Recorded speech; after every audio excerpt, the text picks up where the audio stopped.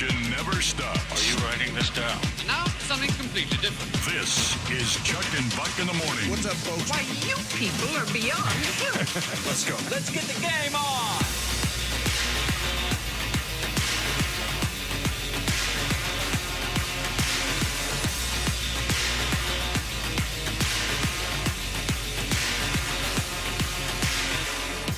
Hey, great morning to you, and welcome into the radio show called in certain circles of America and beyond, Chuck and Buck in the Morning, Sports Radio 93.3 KJR FM. Great to have you with us on this special Thursday, historic Thursday, the start of a really special month here in Seattle, Washington, and throughout the world.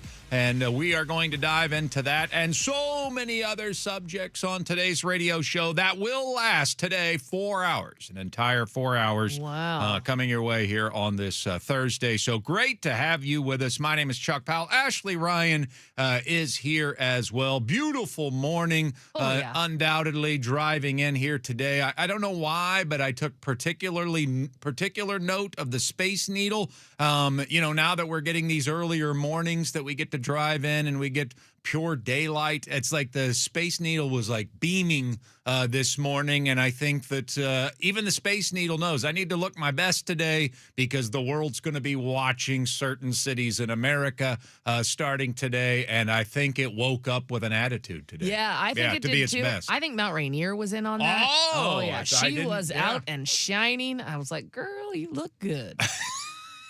Well, you've been working out. That's what I thought. Rainier, have you been doing squats because your thighs look streamlined? And I was like, I am picking up what you are putting down. Yeah, maybe that's it. Maybe it was. I don't know why I particularly looked around this morning, but it seemed like it was like a golden sunrise the sun today. was so much more orange today. Oh, yeah. And gorgeous. so I just spent a little more time looking around and kind of soaking in our city on the drive in today. And honestly, I wasn't thinking about soccer starting because I rarely think about soccer. So I wasn't really thinking about that. But then I'm like looking around and like everything looks so beautiful today. And then I started putting the pieces together. I'm like, I think maybe the Space Needle like had a little makeover last night or something like that. Decided to wash its hair. I don't know. Maybe. It went down to the barber shop last night to make sure that it was looking tight. Got a fresh cut. Yeah, and Rainier and everything else. So I think we're ready. I think we're ready for the world to evaluate us. I think we are too. And I had an interesting thing because I always put my GPS on when I'm headed into work because since they've done the Revive I-5 thing, when the express lanes, when I couldn't use the express lanes anymore, sometimes if there was an accident or something, I needed to know if I needed to take an early detour to get around. So Smart. so I'm just in the habit now of I turn it on. Well, today it said your route may be affected by World Cup traffic. Oh. And then when I got into town, all of a sudden World Cup just appeared on the bottom of my, and I didn't click on it because I was driving. I was like, but I'm curious. I want to know if I click on that, what happens? Do I start a World Cup party? Maybe. I mean, that'd be fun. Maybe. I'm not sure. I've never been here either. Yeah, so I was like, wow, this is new. Don't really know how. It turns out World Cup never came to Brighton, Illinois. Oh, really? I would have thought that would have been a hub. Yeah, and there's no way they were ever going to put it in Phoenix and Vegas, the other two places that I live. 1,000 degrees. That's true. Yeah. Although it's going to be warm here, but not 1,000. Yeah, it's going to be 1,000 degrees in those two cities today. Everybody knows warm. it. But it's here. It's here. And for a lot of you out there, you've been waiting for this for a really long period of time. I know we have more soccer fans in this country than ever before. I know that the younger generation love and have grown up liking and loving soccer more than past generations, certainly my generation. And even though it's not my cup of tea, I certainly, over the course of the next month, don't want to spoil anything for those people because, you wait for it. It's kind of Christmas for you, and I want you to have the best Christmas you can possibly have. I want you to get everything you want out of this experience, and I certainly don't want to be the grumpy guy in the corner going, why aren't we watching baseball?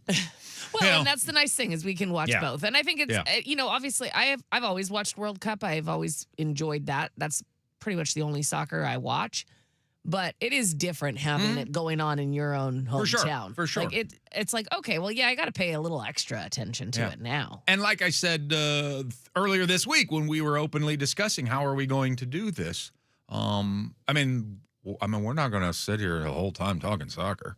No. That's the disservice to everybody. That's even a disservice to soccer fans. You don't want me talking that much soccer. I don't know what I'm talking about. I'd be like, well, there's guys running around on the pitch. But we will do our best to lend what kind of color we can to the experience without it distracting from the hunger that we all have still for the Mariners season.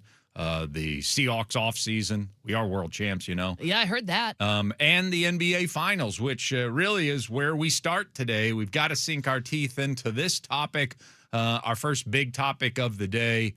And look, I've been in this business a while. You know, I started in sports talk radio when I was 19 years old, for goodness sake, and I just turned 55 last week. I'm not sure what you and Fane said last week when you were filling in for me. We said happy birthday and that you were 55 and that I'd never heard it called double nickels before. Yeah, the old double nickel. That's all. We gave you lots of birthday love. I heard that. Yes, so I appreciate that. But so I mean, do the math. That's 36 years in this business, and there are a lot of things that I think talk show hosts, sports talk show hosts particularly, fall prey to. I think they do fall too often.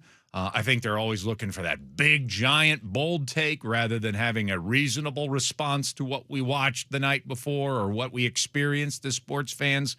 And so I think over time, and I think sports fans are guilty of this as well, we use the word choke way too frequently. Yeah. And I try to use it sparingly. I don't think that a lot of losses are because a team cracked under the pressure, because that's what a choke job is. You crack under the pressure of the moment, and you are not rising to your abilities because you are feeling that pressure, the weight of that pressure, and it's keeping you from performing the way that you would normally perform. That is a choke job, not blowing a lead because sometimes the other team just outplays you.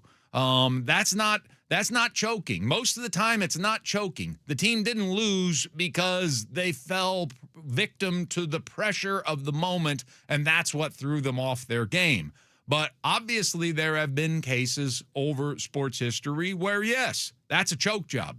You choked that away. You had that in the bag, and you choked it away. Right. The biggest example of my entire lifetime, now, I can't go back beyond that to tell you because, you know, you can read about something and you can see highlights of something that happened before your time. But if you didn't experience it blow for blow, then you really you can't take into account just how much of a choke job that was. So in my lifetime, the biggest choke job that I've ever experienced, the standard, the one that you would have the picture in the dictionary of that person, that face is Jean Van de Velde. That's 1999 Carnoustie. That was, I've got my first major in my back pocket. I'm going in with a 5-stroke lead into day number 4 of the tournament. I have a 3-stroke lead on the final hole of the tournament. The only thing that's going to keep me from that is a triple bogey on the last hole. And who would do that? And then a series of some of the worst golf shots you've ever seen on the 18th hole that ended up with Jean Van de Velde at one point with his pant legs rolled up to his kneecaps, trying to wedge out of water. Oh, that's fun. Yeah. That was the picture. That was the embodiment of the greatest choke job I've ever seen. He succumbed to the pressure of the moment and could not finish the job. It ended up going into an extra hole, and he ends up losing his one shot at a major in his career. That's choking away a big lead. That's choking away a big moment in your career. That, to me, was the signature choke job of my entire life, being a sports fan and a sports talk show host. Until last night. I was like, is he going to say last night was it choke? Because I thought it was. Until last night. That now is the standard. I am 1,000% with Charles Barkley on this one. That could... I mean, everybody keeps calling it a comeback last night for the Knicks to come back from 29 points, and certainly they played their part. But that had so much more to do with the Spurs collapsing. Yeah, they looked panicked. Choking it away, playing the dumbest brand of basketball that you could play with a 29-point lead or a 15-point fourth quarter lead like they had, or a 12-point lead with 4 minutes to go like they had, or a 9-point lead with 3.5 minutes to go like they had, or even a 1-point lead with 9 seconds to go, and De'Aaron Fox is attacking the rim at that point rather than pulling the ball out with his speed and quickness and trying to take as much time off the clock and letting them foul you and send you to the free throw line and having a 3-point lead at that point with maybe 4 seconds to go, 3 seconds to go, rather than getting your shot blocked by a guy who's a foot taller than you. And then they get the ball back and have a chance to take the lead, which they did on a miraculous, kind of lucky tip that they got down the stretch.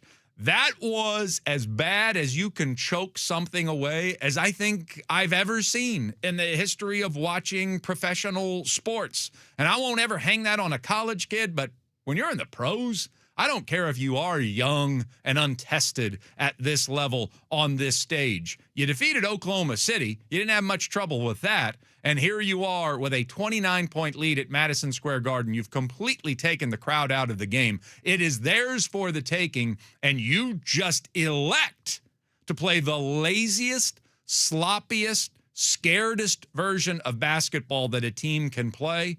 Ashley, make no mistake about it. This was not a comeback. This was a collapse by the San Antonio Spurs last night. Yeah, and I completely agree. It was like watching a train wreck. Like, I was just like, in slow motion. Yeah. How are they continuing to do this? And it's not like they didn't know that New York is capable of this. New York did this to the Cavaliers. They can come back from a big deficit. They're not going to give up. They're scrappy. So just keep playing basketball the way you play basketball, and don't all of a sudden change everything.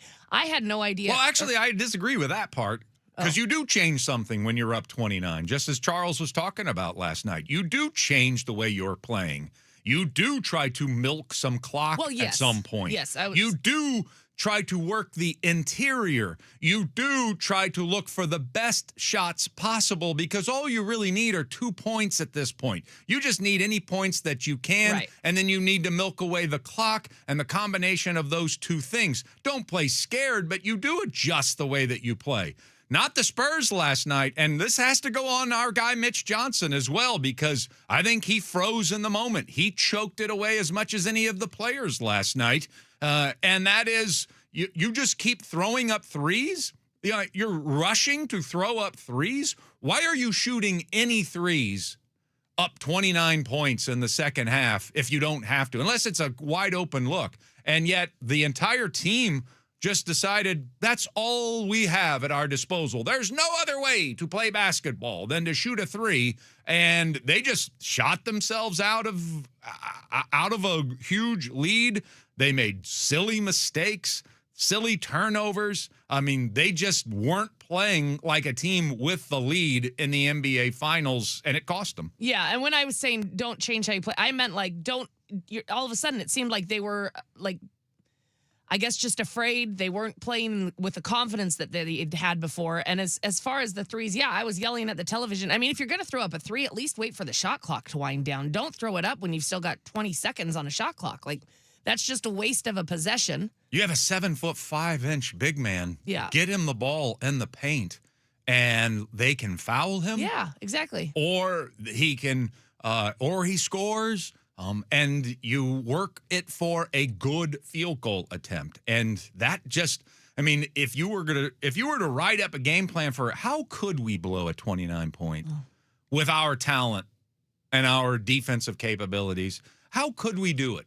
Let's talk about it. Let's brainstorm this. Get out the whiteboard. How could we blow a 29-point lead in the second half of Game 4 of the NBA Finals? How would we go about doing that? And that's what you would draw up.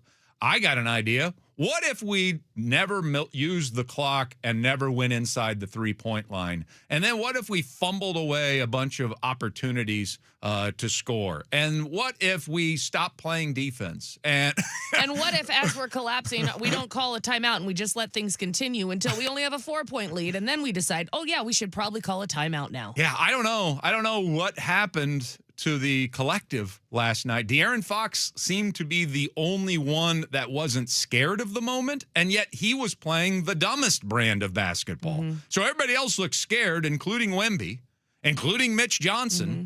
And then De'Aaron Fox is like, well, I'm not scared. I'm just going to be stupid down the stretch. And that combination, that's the only way you blow that. Yeah. Is you implement that combination of things. And that's what they ended up doing last night. I mean, it is the new standard for me. It has surpassed Jean Van de Velde. And by the way, Wembanyama and Van de Velde, both French. So I don't know. What does that tell you? Yeah, I don't know. I'm going to have to look through your war history. I don't think it's all that sterling, but maybe you don't really know how to capitalize in the moment. I'm not sure. It was sure disappointing to watch, too. It was terrible. I mean, did it make for an exciting game Yeah. in the end? Yeah, sure. But I don't want to watch a team just completely fall apart. I don't want to watch a team blow somebody out, but I'd rather watch a blowout than watch a team just completely fall apart and poop themselves. Yeah, it was highly disappointing, and I get it. It made an incredible moment that people are never going to forget. Oh, yeah. And certainly Knicks fans will think about it, and I talk about a statue of the Anunoby tip. Yeah, for sure. Yeah, that's probably going to happen, and Anunoby was great Yes. down the stretch and Brunson's an assassin, as we've talked about time and time again. He's just unworldly in the fourth quarter. He's just so confident with everything that he does when the game is on the line. So there were a lot of elements where the Knicks seized the opportunity, but they were still turning the ball over. Yeah. Josh Hart missed a layup. Yeah, exactly. You know, and then you thought, okay, now the now the Spurs have some reprieve for their stupidity. It's not like they just seized every opportunity. It was San Antonio just giving them an opportunity time in, time out to get back into a game they should have never gotten back into. And I agree with Draymond when he said when Karl Anthony Towns hit that fall away 3 into the bench to cut it to 12. I mean, how many games have you watched, basketball games have you watched, when the other team cut it to 12, you knew it was over? Yeah. That the team down by 12 was going to win the game.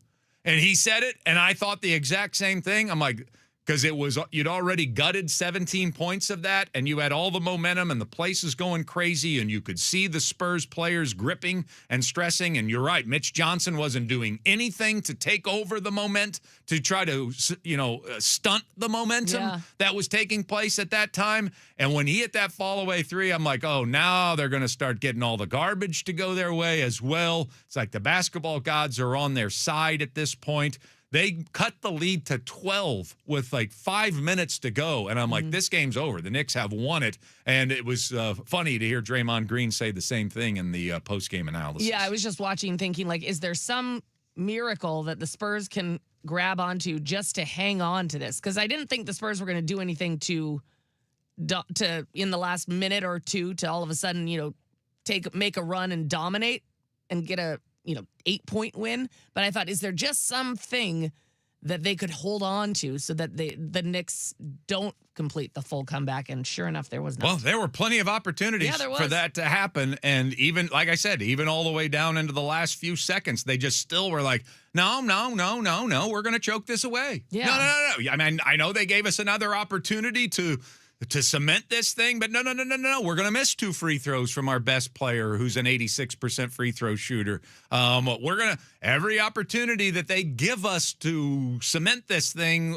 we're just going to add water to it and just keep it loose so that they have every chance to come back and pull off history. And that's what we watched last night. And so a lot of credit to the Knicks. Don't get me wrong. A lot of credit to the Knicks. But I think I'm with Charles. I'm with Draymond. I think it had a lot more to do with San Antonio collapsing than it did the New York Knicks coming back in that contest. All right, let's find out what's on tap for the rest of the show. Coming on Chuck and Buck. Say what? What's on tap? What's on tap? All right, 107-106. Knicks win it over the Spurs. They're up 3-1 in the series. They can clinch it in San Antonio on Saturday. I do now think it's over. I don't think you come back from this. I don't know how you do because just mentally, that's hard to wrap your mind around. Spencer Hawes is going to join us. I don't think he's even going to want to at 8 o'clock today, but we have to get his thoughts on his buddy Mitch Johnson and the Spurs falling apart last night. Stanley Cup final reaches game number 5. It will return to Carolina tonight. The series is even at 2 games apiece. Many are calling it the most evenly fought, best fought Stanley Cup final maybe ever. We'll see if that continues tonight starting at 5 o'clock. Of course, the World Cup is here, and we're going to spend quite a bit of time today discussing that, including a green jacket draft today at 9 o'clock. We were like, all right, who do we want, Anders or Jackson on the show today? And then we decided both. We were like, yeah. Yeah, so they're both going to be joining us for our World Cup preview, our Green Jacket draft coming up today at 9 o'clock. Seahawks mandatory minicamp continues. We'll continue with our Seahawks 1 series today. And also Greg Bell's going to join us at 7:05 to talk about the Hawks. College World Series starts tomorrow. It's an annual tradition. I know there's a lot going on today, but we do have to check in with Kyle Peterson, Bucky's buddy, even though Bucky's not here. So Kyle Peterson will join us today at 7:30 to talk about the College World Series, which starts tomorrow. A lot of world things apparently are going to be determined. And, of course, we have our baseball team that just decided last night, we don't need this one. Yeah. You know what? Yeah. We might have stolen a couple of games here in Baltimore. So, let's see some good pitching for a while, and then let's just see what happens after that. Yeah, let's just get our bullpen rested. That's the goal tonight. And so they lost last night to the Baltimore Orioles 7-2. They will finish the series tonight. Problem with kicking a game like that is now you got to beat a really good pitcher in Kyle Bradish to win the series. And that's not going to be easy. First pitch is at 4 o'clock. Mariners put Matt Brash on the IL. They put Ryan Bliss back down to Tacoma. That was odd timing to activate Miles Mastroboni. And, of course, Cal is in Tacoma. He will play tonight after a night off last night at 7:05. So we'll talk about all of this stuff. We've got Mariners Morning After coming your way next on Sports Radio 93.3 KJR FM.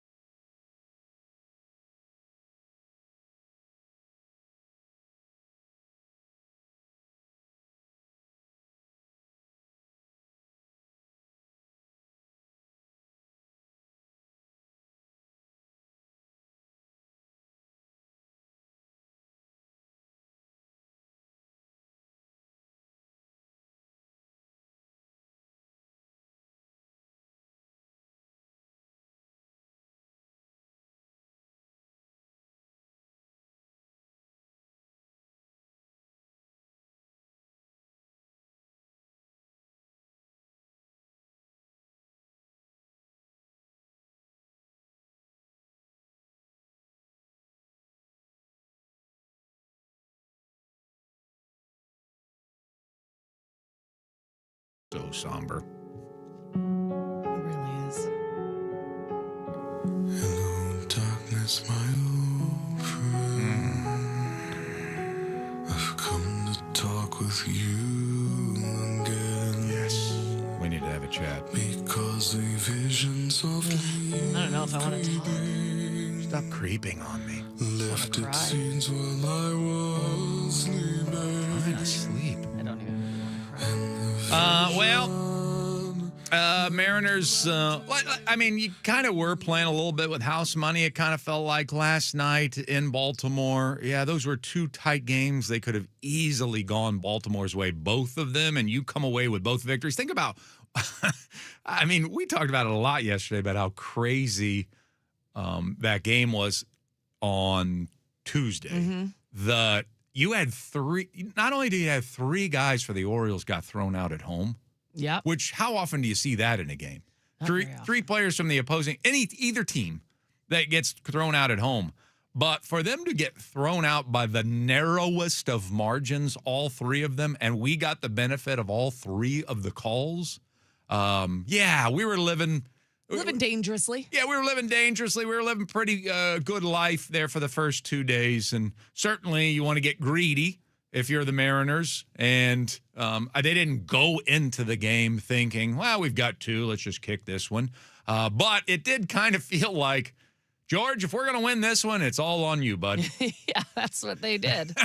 It felt very much like that. And Kirby, who's not been pitching all that well as of late, pitched great last night. Mm-hmm. Through 6 innings, George had allowed just 4 hits, no runs. He'd struck out 7 batters and was sitting in beautiful position at 74 pitches. He'd been very efficient to that point. And so everything was going swimmingly from the pitching front. And yeah, you had a shot. Yeah, you were in the ball game. We were tied through 6 innings, even though the offense decided not to show up last night against Brandon Young, who I mentioned several times he's been having a good year, but that's not a very talented pitcher. That's not Cy Young. That's Brandon Young out there on the mound, and yet he was shutting out the Mariners for 7 innings last night. And so you go to the bottom of the 7th, the bottom of the 6th, and you're all squared up at 0-0. George had been flying around through 5 innings at that stage. It was through 5 innings, not 6 innings. 5 innings, 74 pitches, 4 hits allowed, 7 Ks. And then the first batter he faces in the bottom of the 6th does this. 1-2. Oh, this ball's really smoked out to center field. Julio, track, wall, gone. Orioles strike first in the bottom of the 6th. Pete Alonso with the home run. He can do that to you. But George had dominated him in the first 2 at-bats against Alonso, just blew him away with fastballs, and then Pete Alonso gets one, knocks it over the wall, makes it 1-0 at that point, and then the world kind of caved in on George. He hadn't really given up much hard contact throughout the game, but in that inning, he gave up 3 extra base hits. He ends up giving up 3 runs, and man, you just didn't see it happening that quickly. I mean, he was in beautiful position, Ashley. 5 through 5, 74 pitches, no runs allowed, striking out over a batter an inning, and he struck out the side that inning, and yet he got tagged as well. Yeah, I was surprised, not by how he had started the game. I thought, wow, okay, good. This is the George we've been wanting to see. So I guess maybe a little bit surprised there. But then, yeah, for it to have turned as quickly as it did, I was like, wait. Yeah, 3rd time through the lineup. There's nothing I would have done differently if I was Dan. He couldn't foresee that in the 6th inning, George was suddenly going to start giving up such hard contact, but he did, and that was 3-0 at that point. And it just felt like last night, like that's too much to overcome tonight, and it proved to be. Here's George after the game. You know, there's been a lot of moments, come up this year, last month, kind of like fight or flight moment. And I feel like I've been doing a good job of that, mentally.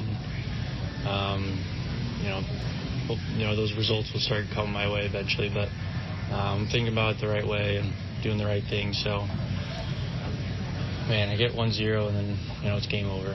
So.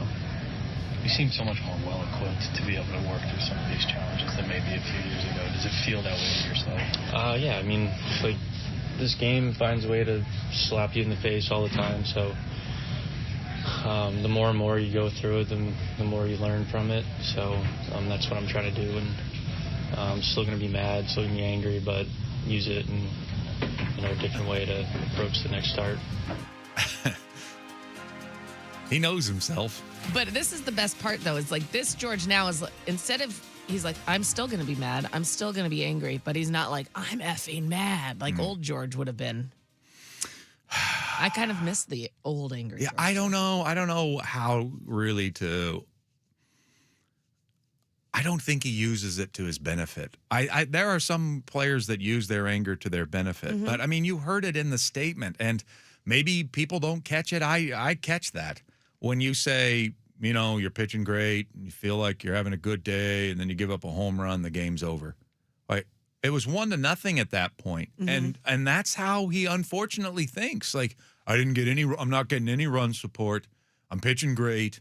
And then I give up a home run, it's probably over. And I think he carries that to the next pitch. Yeah. When he has somebody botch a play, he carries it to the next pitch. When he beats a hitter, and yet the hitter hits a little flare that he had no business getting a hit off of into right field, he carries it into the next pitch and the next at bat. Yeah. When he walks a guy, because he has so much pride in his control, when he walks a guy, he carries it into the next pitch. You can't do that as a professional baseball player. He's as talented as any pitcher as we have, maybe the most talented pitcher that we have, and yet he lets that stuff bother him.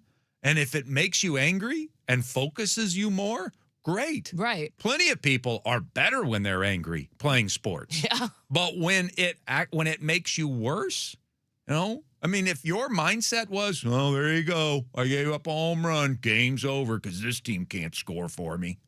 If that's your mentality, then guess what's going to happen? 2 more guys are going to tag you before you get out of an inning. And the next thing you know, it's 3-0. And I will say this, because I did feel this way. Once it was 3-0, the Mariners did kind of fold. Like, there was this element of, hey, we're out here to try to win this ball game, but it's all going to be on George whether he gets us there, because if we fall behind by any margin, we're not going to go rescue him. We don't have the pen depth right now to go rescue him. And then we've called up a couple of minor league pitchers to fill it out, and they just let Domingo go. I mean, 3-0's not that big of a hole, but we're going to send Gonzalez out there. Just called him up from Tacoma, and there was no thought given to going to anyone else. Once they were down 3-0, the goal of Dan Wilson and the organization, and I know they talked about it beforehand, was we're all right if we kick this game. The goal tonight is to get our bullpen healthy again, to get our bullpen rested, because we got to play again tomorrow, and we got to play again a weekend series, and we don't have an off day. So, yes, they were out to win last night, but once they fell behind 2-0, 3-0, that was a little part of George as well. Like, you didn't take me out of the game. I was getting tagged, and we still had a chance to win it. And then obviously you didn't even care enough to come back and try to come back from a 3-0 deficit. I think there's truth to that. Yeah. I don't think they tried their hardest to try to come back and win last night. I don't think they did either. And then that just makes me even more annoyed by this 6-man rotation, because we're kicking games, basically, because we can't figure out the bullpen situation. I actually had piggyback bourbon last night. Oh, was it delicious? It was very good. It is so good. I was trying to drink the piggyback back into existence. You know what? You need your piggyback. So a 7-2 loss. That's what it ended up. Jackson Holliday ended up hitting a grand slam for the Orioles. And so the Mariners sit at 36-33. And again, I mean, that's one thing. All right, we're putting this all on George. If it doesn't happen, that's okay. Our goal really is to reset the bullpen tonight. Fine. But now all of a sudden, you are at risk of not winning this series, which at this stage would be awful. That would be very disappointing. Yeah, I mean, you got to win this series, and you're facing their best pitcher tonight. I think we may be throwing ours as well, and Brian Wu. Yeah. But Kyle Bradish versus Brian Wu is going to be a heck of a pitching matchup. And how many series end where the last game of the series starts later than the first 3. Yeah, that is weird. I was like, oh, is it a noon game? Oh, no. Okay, no, because that would be weird, right? Why would we have a noon game? Nope, 4 o'clock. Yeah. So a later start on game 4 of the series tonight in Baltimore, and it's because they just have a train ride to Washington after the game is over. That's So nice. there you go. Mariners morning after, and we will have ABCs of the M's coming up later on in the show as well, but there's so much more to discuss, and today's a bit of a sports holiday, and we'll dive into that next. Sports Radio 93.3 KJR FM.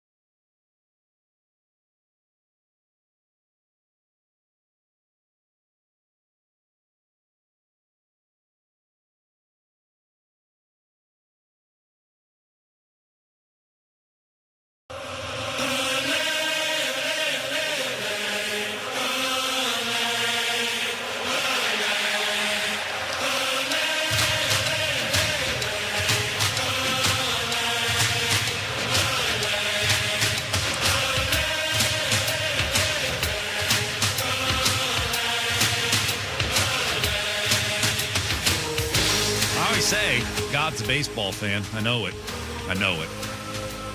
Yeah, I can see that. Yeah. How could you not be? Yeah, I know he is. He likes strategy. Yeah. But he might also be a soccer fan because, I don't know, at least a soccer fan for Seattle because he has made one beautiful day out there. Oh, Yeah. my goodness, is that picturesque? It is. I actually went out to get something off the printer, and I had to stand there and just take it all in for a minute. You had to stand there and Yeah. take it all in, didn't you? Yeah, and then I was like, you know what? God, Mother Nature, you're a great duo. Yeah. Keep up the good work. Yeah, they must have their scarves on and drinking their craft beer, that Mother Nature. Got to put the scarves up. Yeah. That's right. Scarves up. They are ready for soccer in Seattle. See, look at us just knowing what we're talking about. Not really, but but happy World Cup Day. And again, I don't know how often I'll repeat this, but maybe a lot, maybe a little. I don't know. I don't really particularly like this sport, but I don't want it to interfere with. I don't want to be the person that's like, boring, like because people do that to baseball. Yeah, all the time, and it's annoying. Aren't baseball fans like, oh, it's so slow moving, it's just so boring, and they'll do it at like the most ramped up that you are to watch a baseball game, and they just do it to try to take the wind out of your sails, and I just think it's low class. So I am not going to be that for soccer fans. I want soccer fans, especially those in Seattle, especially our two little lovable gems here, Jackson and Anders, to just have a ball. So excited. I want them to have just the best month with this. So I hope it goes well, community-wise. Yep.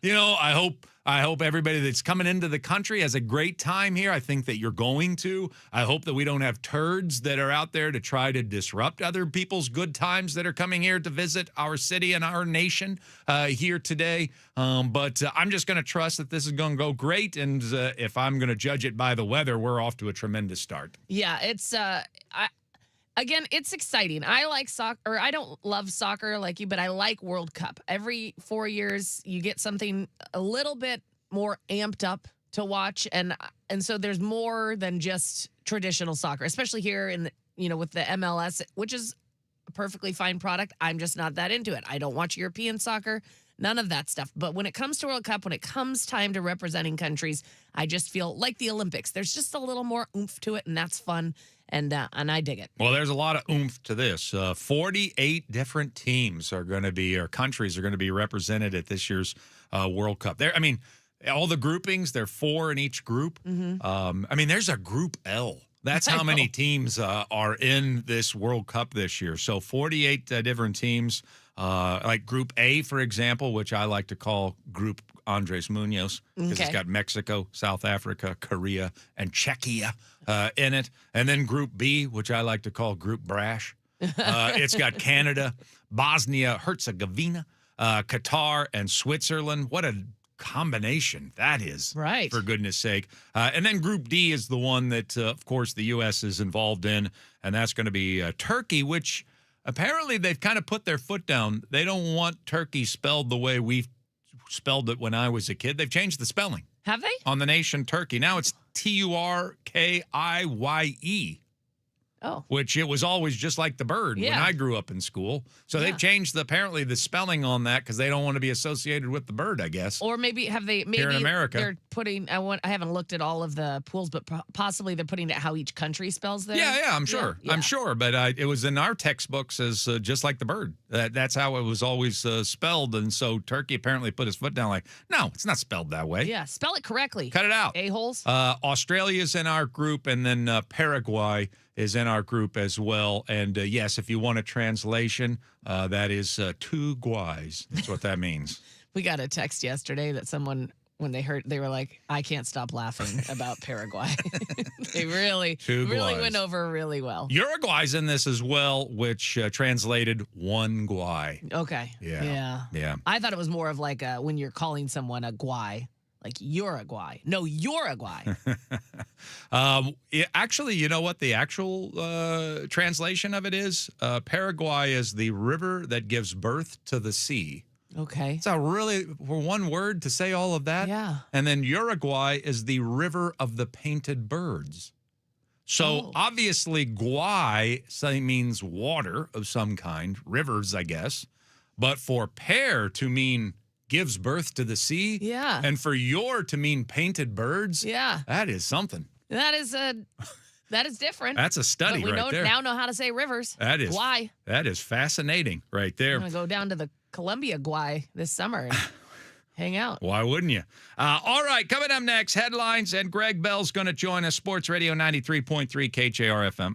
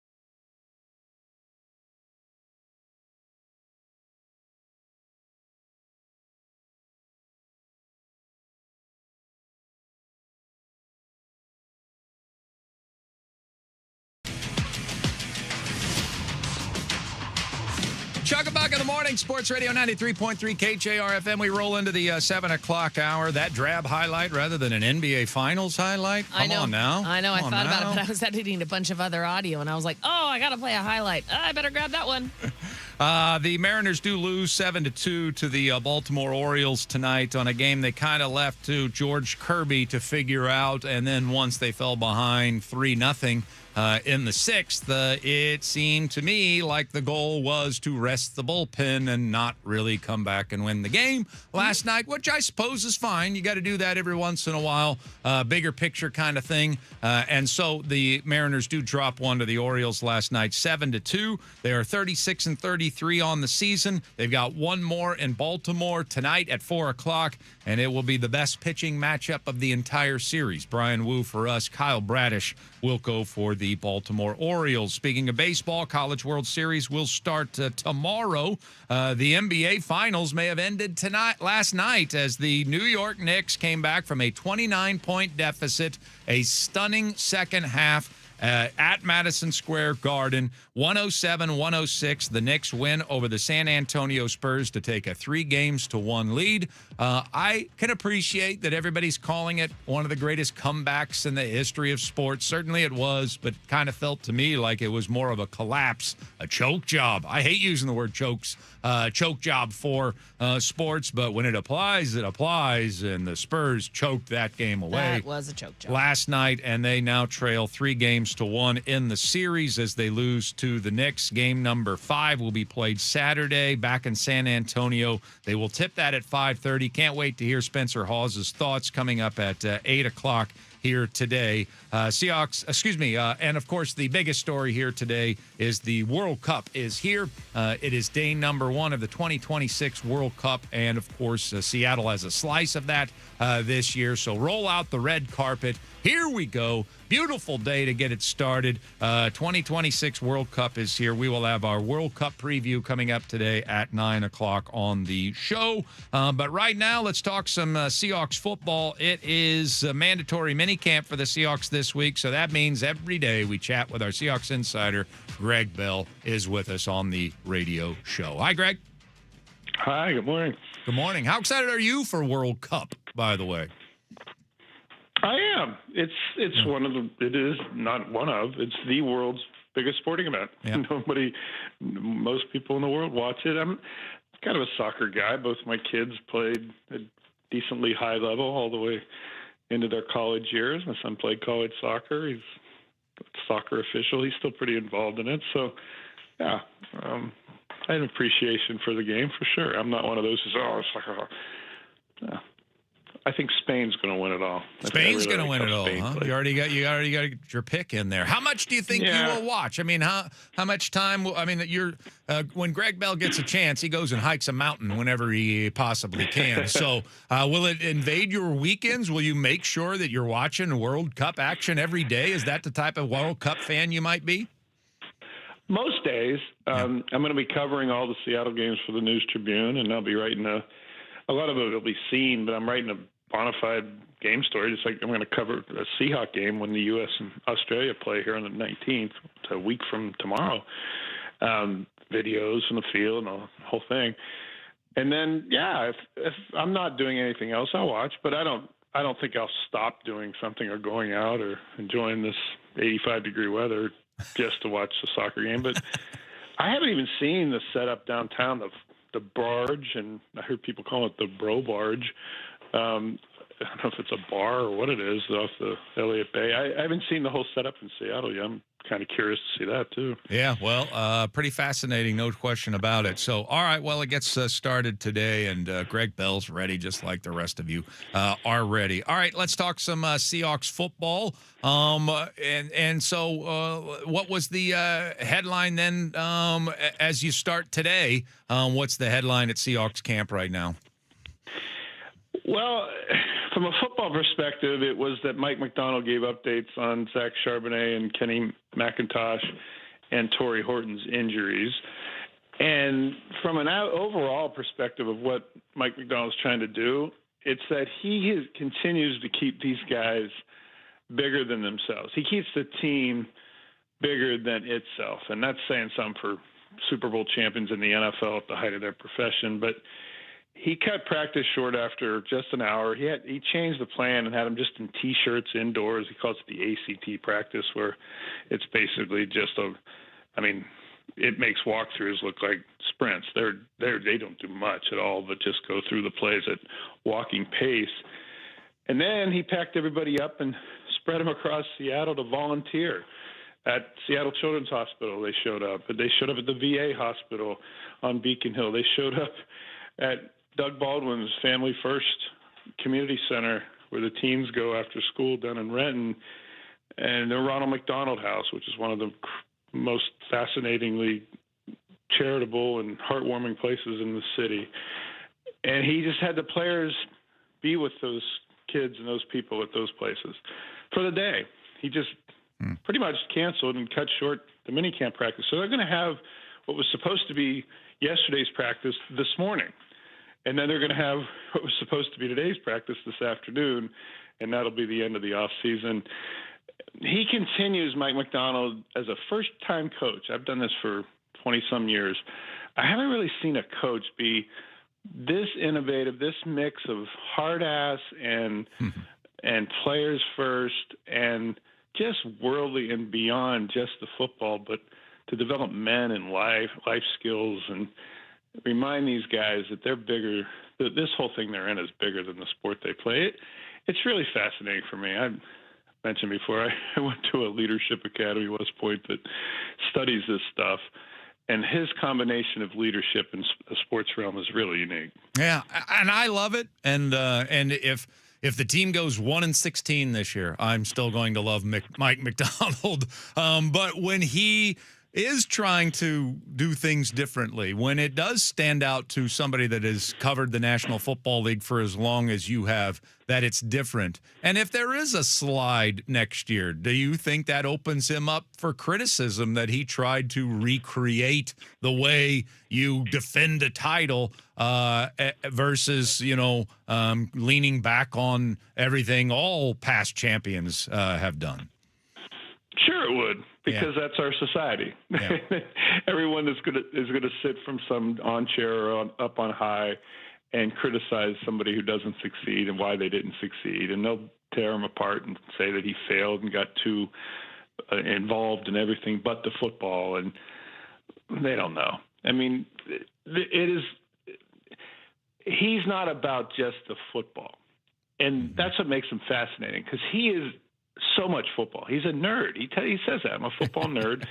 He loves doing the X's and O's and the iPad and the film study and the schemes and talking about over and under fronts. And he loves it. That's what he loves the most.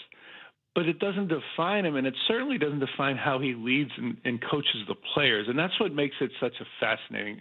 I've covered a ton, and I've been coached by, and I've even coached some who are so into the sport itself, and are nerds too, or are hard asses, and very transactional leadership. As we study leadership, there's transactional leadership, and the opposite, and that is just basically Bill Belichick, Vince Lombardi, barking, screaming, you do it my way or you don't play and you don't see the field, and complete compliance out of sheer force. The opposite of that is transformational leadership, where you invest in those who you're leading and you get buy-in because you include them in the decision-making, and that you explain, and that you do this huge investment on everything on top of the task you're supposed to do in your job. That's what Mike McDonald is. And for instance, he does walk and talks. He has, and what are those? He has, it started as individual players, and now it's groups of players. And he explained to me yesterday that he's tweaked this different ways. But they spend time at the facility, usually in the mornings between practices or after meetings, in groups of small groups, 2 or 3 players and an assistant coach.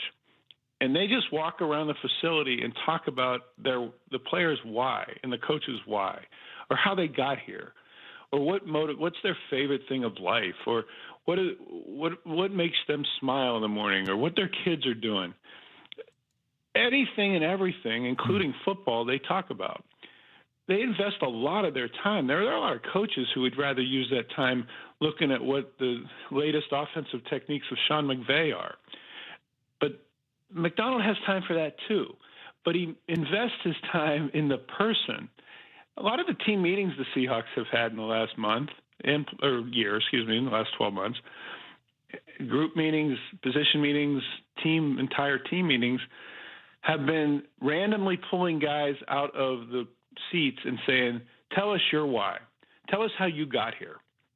And guys have bared their souls in front of their whole team, or maybe they're just their defense, or maybe just their position.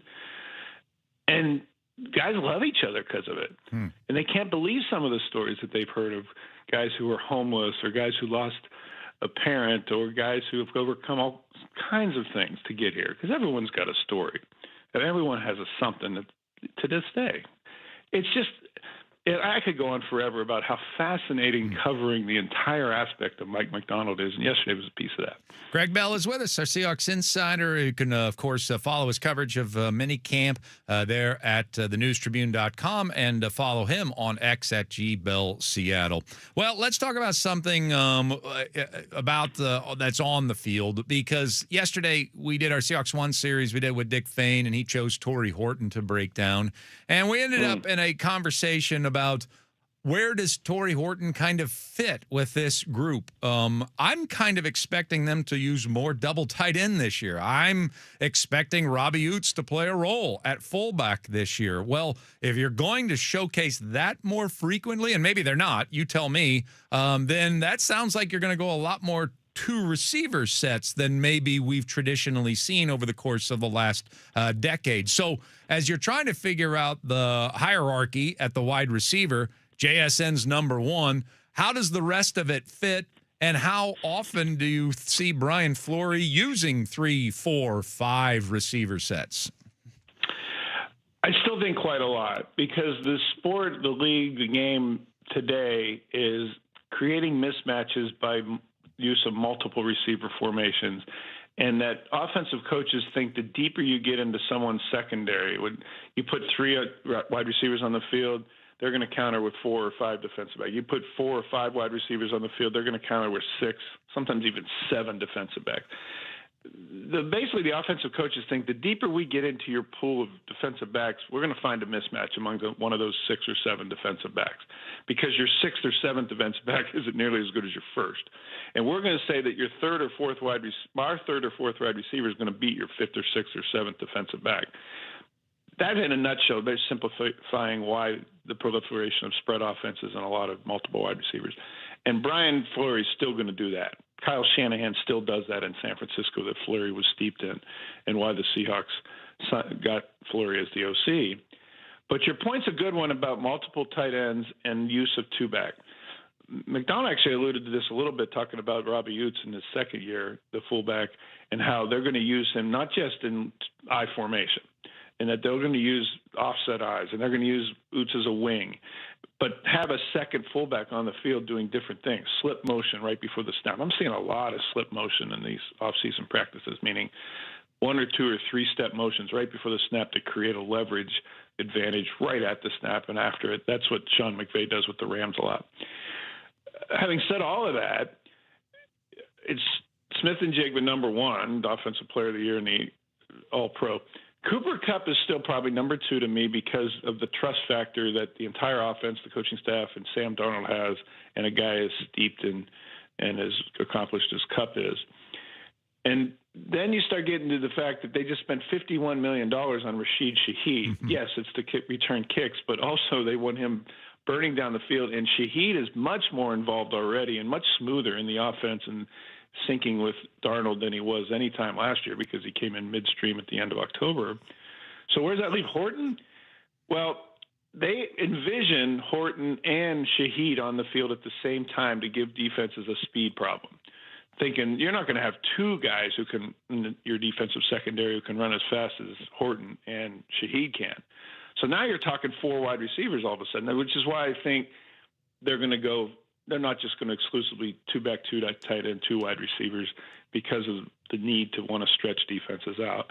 It's a long way of saying they do have big plans for Horton. They've barely seen any of them yet. And when they got Shaheed, after Horton started getting better, we could actually have something with both of these guys now, instead of one Shaheed replacing the other as the same type of player. They are more multiple. They are more varied. They're more weaponized now that Horton is coming back. The latest yesterday that McDonald said was they believe he could be back either at the start of or the first days of training camp. So he may start on the PUP list, but you can come off the PUP list anytime, physically unable to perform. You can come off of that anytime early in training camp or anytime during training camp, and that might be Horton's situation. I'm going to save that. I'm going to save that for tomorrow because that's probably going to be like a 5-6 minute conversation with you. So we'll end it right there. Well, let me. Yeah. I buried the lead. Yeah. Excuse me. Let me do say that he did say about Zach Charbonnet that yes, he's ahead of schedule, which is what everyone expected in the building Zach Charbonnet to be because of how hard he works. Yeah. I asked him, is there a chance he plays week 1? And he kind of was coy and smiled and said, well, everything's possible. I think that's still way outside the realm of possibility, and I don't think they're expecting it. But Kenny McIntosh is more of a meh answer. I wrote the story at the News Tribune this morning with that description of it. Maybe he comes back at the start of training camp. He said, you'll see what we do with him, meaning roster-wise, at the start of camp. I think he's going to start on an injured list. It's still fuzzy on when he's going to come back. He's now 11 months out from his knee injury and reconstruction. So those two knee ACL tears are not the same. And it seems, based on timeline and recovery and the fact I haven't seen McIntosh on any field, that he's behind in some ways, not in time, but in progress and trajectory. He seems to be behind Charbonnet in some ways.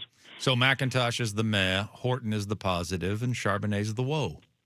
That's correct. Okay. Thank you. Okay. For reading. All right. Thank you for reading and perceiving. Appreciate that, Chuck. Well, if you want to read the entire article, we urge you to do so out there, and you can find it at the newstribune.com. All right, man. Well, we will see you here in a little bit, or actually, maybe we won't see you today. We'll hear you at 10 o'clock today.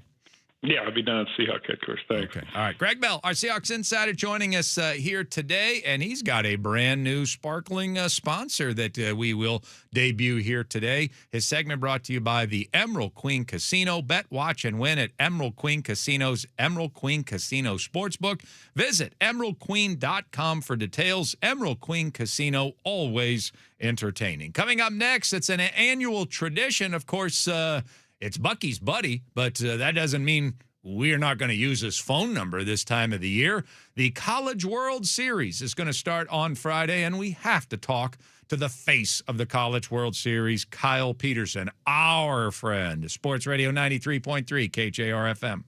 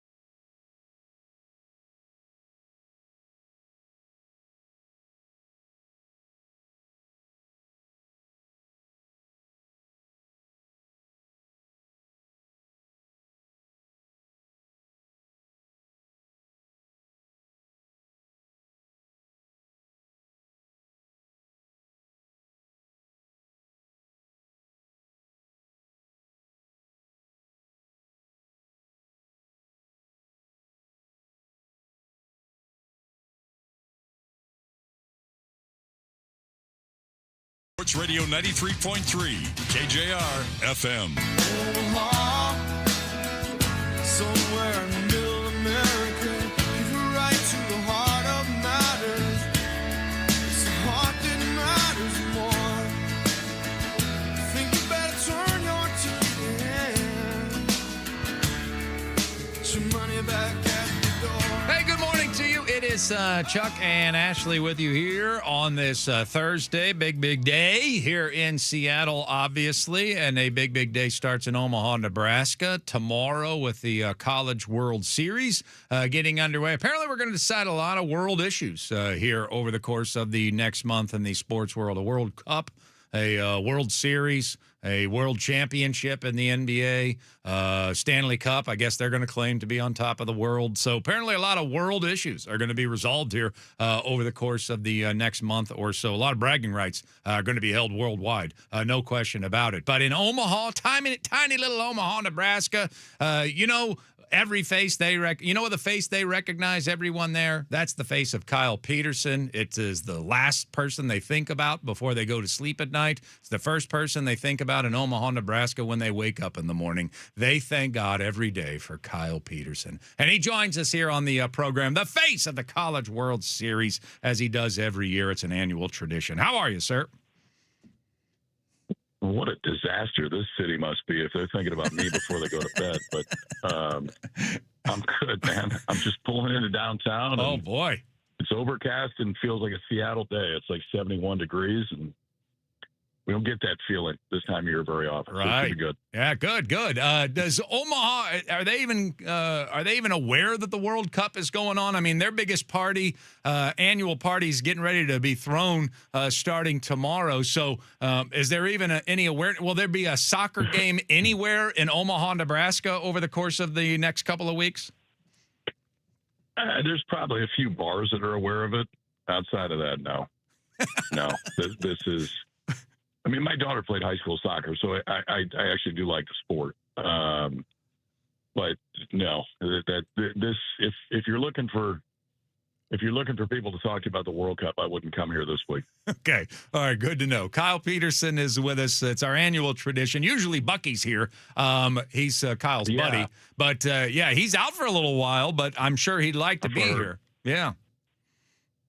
Yeah, tell my buddy hi. I will do that. Tell my buddy hi. I miss hearing from him. All right, good. Kyle Peterson to talk College World Series. So let's get into the actual tournament itself. I think it was a bit disappointing. I kind of wanted to see Rock Chalosky and UCLA on this stage. I wanted to see that Georgia Tech team with all of its, major league talent that I heard discussed for so long this season. And yet the top two teams aren't there. The top couple players aren't there. So what do we make of the World Series field? Do we still feel like we have a great College World Series field without some of the best, biggest names and teams in it? Yeah, because, we still do. We still got some dudes. Daniel Jackson from Georgia should win the Golden Spikes, which is our Heisman. He is here. He's got a chance to be the first player in the history of college baseball to go 30 home runs, 30 stolen bases. That's a big deal. Any time you get a chance to do something nobody else has done in the history of the sport, that's pretty cool. And he's a catcher, which is crazy. And they'll meet Texas in the opening round, and they'll get Dylan Valanis, the left-hander that is a big leaguer. He's just a sophomore, but 2 combined years in college baseball, he's got an ERA below 2, which is crazy. And he's going to face the best offense in the country. And it could be it could be a week to where it's the ballpark actually plays a little bit smaller than we're used to. Usually the wind's howling in when it's warm, and it's actually the opposite. I'm pulling in next to the ballpark right now, and the wind's blowing out today, which doesn't happen. So it could set up for the more offensive teams. So your Georgia, Ole Miss, to maybe like the ballpark a little bit more. But yeah, long answer to your question, but we got plenty of stars. All right. They also have a clear-cut Cinderella as well in Troy. And are they there to make noise, do you think? Do they have a chance to do, some Butler things like we did in college basketball a few years ago? Or is this just what a great ride to the World Series for little Troy.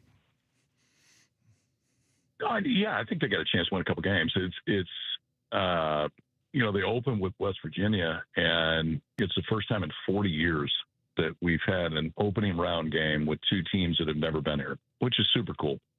I mean, I think that's just for the sport in general. So for one of the teams that's never been here, be it West Virginia or Troy, not only are they going to get here for the first time, but they're going to win their first game in Omaha. But yeah, I mean, Troy went and listen, they beat Florida twice at Florida, and I thought Florida had the firepower to actually win the whole thing.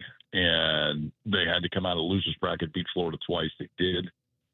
So they're plenty good to win a game or two here. It would shock me if we're talking in a week, talking about the finals, if Troy is one of those two teams there. But they got a real chance. I think West Virginia does too. That opening round game, which it'll be the first game tomorrow, is super cool. It's crazy. So it's the first time in 40 years, two teams that haven't been here meet the first round. And the last time that happened, one of those teams was LSU.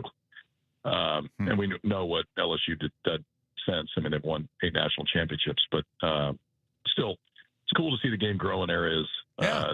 The scenes in West Virginia were absurd. Yeah. I mean, the Country Roads thing took all social media over, which is great for us as a sport. That people could see what it looks like on campus, and everybody was setting attendance records. And I have a feeling that we'll probably set some records again here this week. Yep. Troy, West Virginia, Ole Miss, North Carolina tomorrow, and then Saturday, Oklahoma, Alabama, and Texas and Georgia. A lot of SEC in there. And so maybe, Kyle, the SEC's not the king of college football any longer, and yet they seem to be the definitive king of college baseball.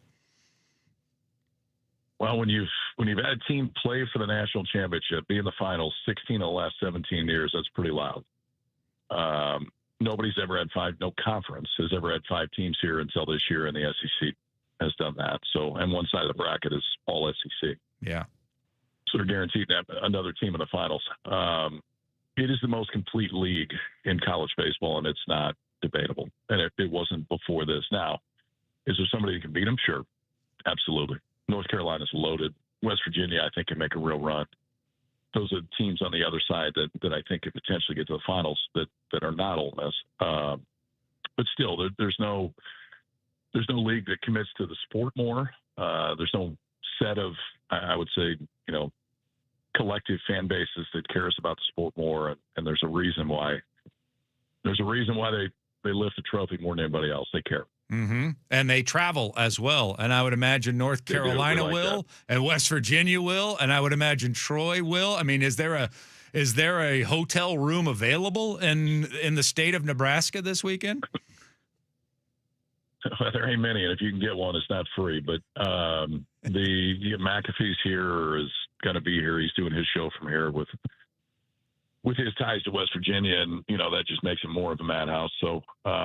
Yeah, I mean, if you're looking to save money, this probably isn't the week to come to town. But if you're looking to see stuff that that you talk about for the rest of your life, and we talk about this every year, like it goes over Father's Day, and my dad can't get to the ballpark anymore. He'll be watching, but the number of fathers and sons that you see around the ballpark, at the ballpark that day, that stop in and say, "Hey, this is something we've wanted to do our whole life, and this is the year that we picked it." And it's just, I mean, I'm way biased that I admit it every year, but I think it's one of the great sporting events in the country. Yeah, with all that SEC and particularly West Virginia, there won't be a beer in Omaha that won't be drunk this weekend either. West Virginia knows how to tie it on. All right, so do you have a favorite, not necessarily like a personal favorite, but the team you think is going to be the most difficult to defeat in this format? I think I'd take Texas. Maybe I'd take the winner of the Texas-Georgia game to start it. But Texas is playing as well as they have played all year. They've got, for my money, the best arm in the country that's still left throwing game one against the best offense. I mean, it sets up Saturday night is going to be obscenely good, that Texas-Georgia game. But I think the winner of that one for me is probably best suited to win the whole thing. but that doesn't always happen here. And ballpark effect is going to make a difference if the wind's blowing out. That definitely benefits Georgia and Ole Miss, the two teams that are, I would say, the most offensive that are here. But no, I don't think we had a clear-cut favorite, even though UCLA ran the table, went, coast to coast, the number one team in the country. I still don't think they were a favorite necessarily to come here and win it. I don't know that we have an overwhelming favorite here, but what I do know is you're gonna see dudes over the next 2 weeks that you're gonna see in the big leagues in the next 2 years, and it's a great way for the country, honestly, to see the next group of guys that are going to play in the big leagues. Well, have a blast. I know you will, and we thank you. Shall. I know you're very busy. I appreciate the time you take for us every year to do this. I look forward to it every year. Tell my buddy hi, please, man. I'll hit him afterwards, but I always look forward to hearing his voice too. So good talking to you, Chuck. I'll talk to you in a year. All right, Kyle Peterson joining us right here on Chuck and Buck in the morning. Coming up next, though, pretty big day around here. They might be deciding a World Series in Omaha, Nebraska, but here in Seattle, we're going to help decide a World Cup. Sports Radio 93.3 KJR FM.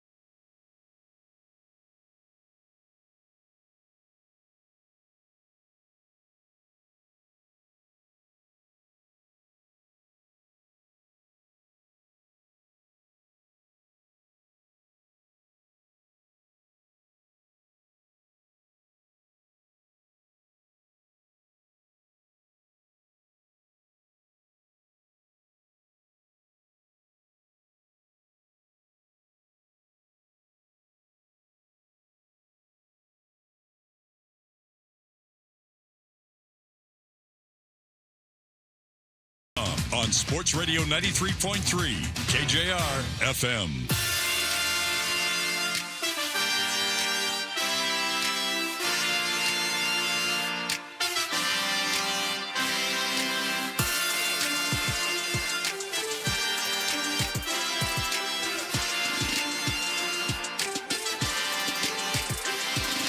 Scarves up, footballers.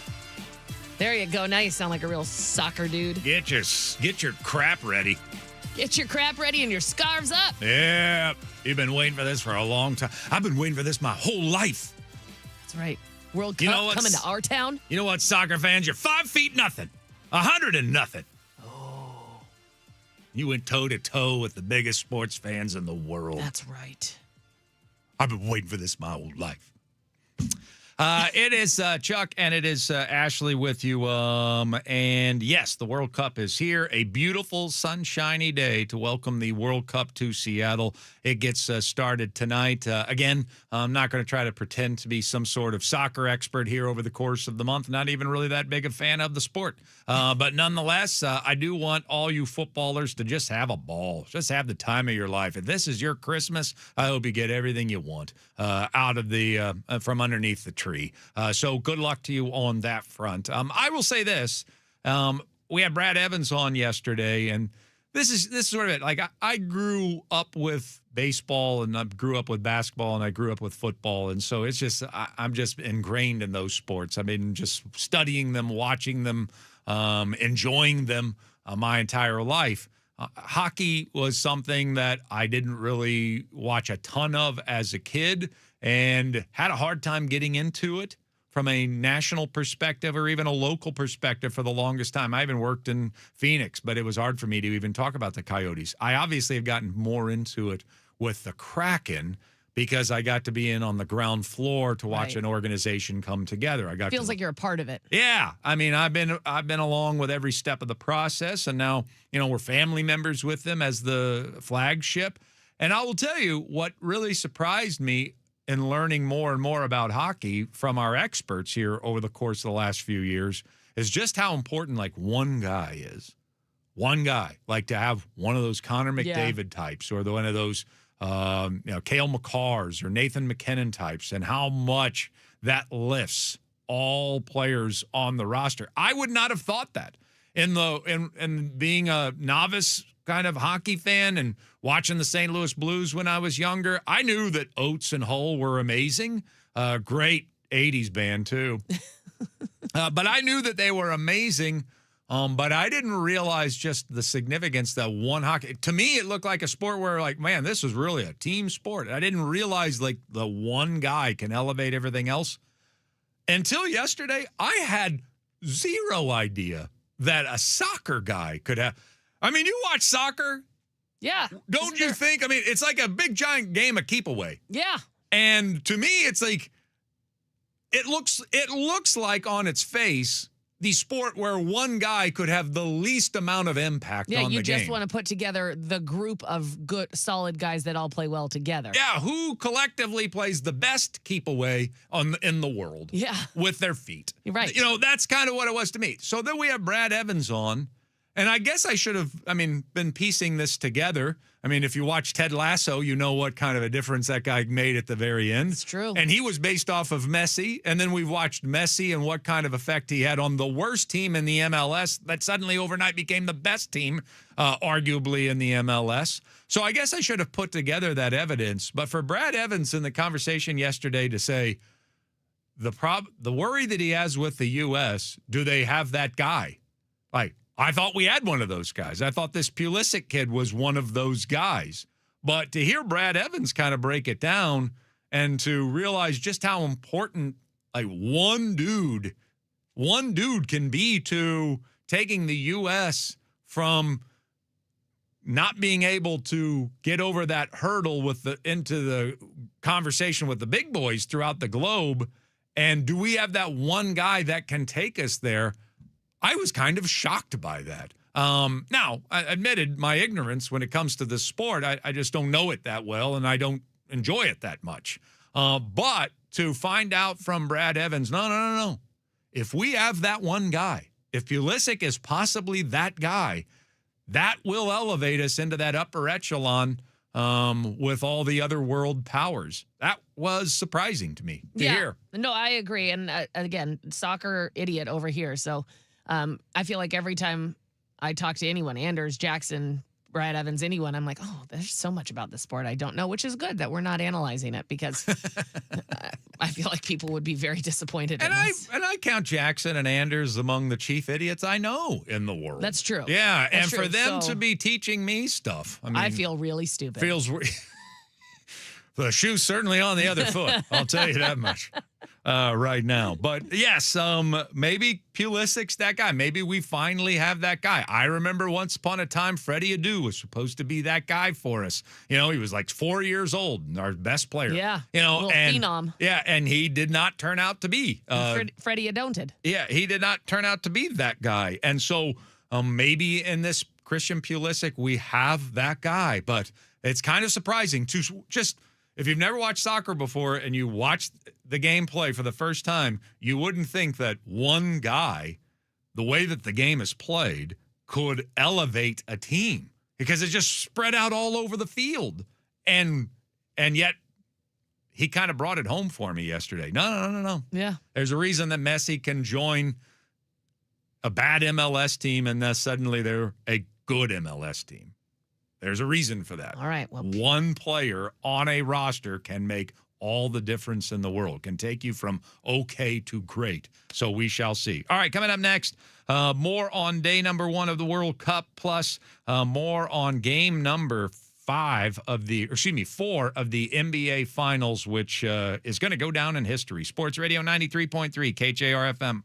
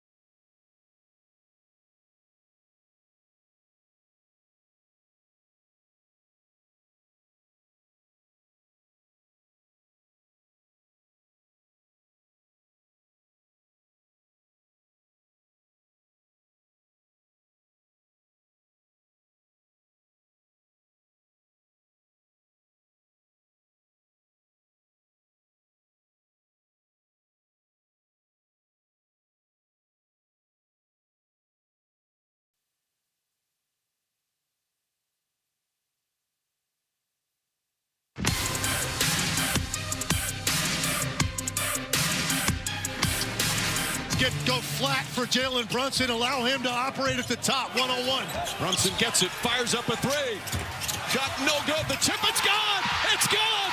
It's gone. With 1.2 remaining. Knicks take the lead. OG Anunoby, and it's 107-106.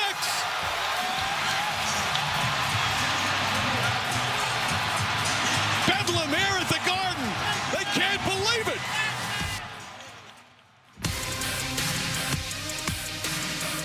Well, I'll say.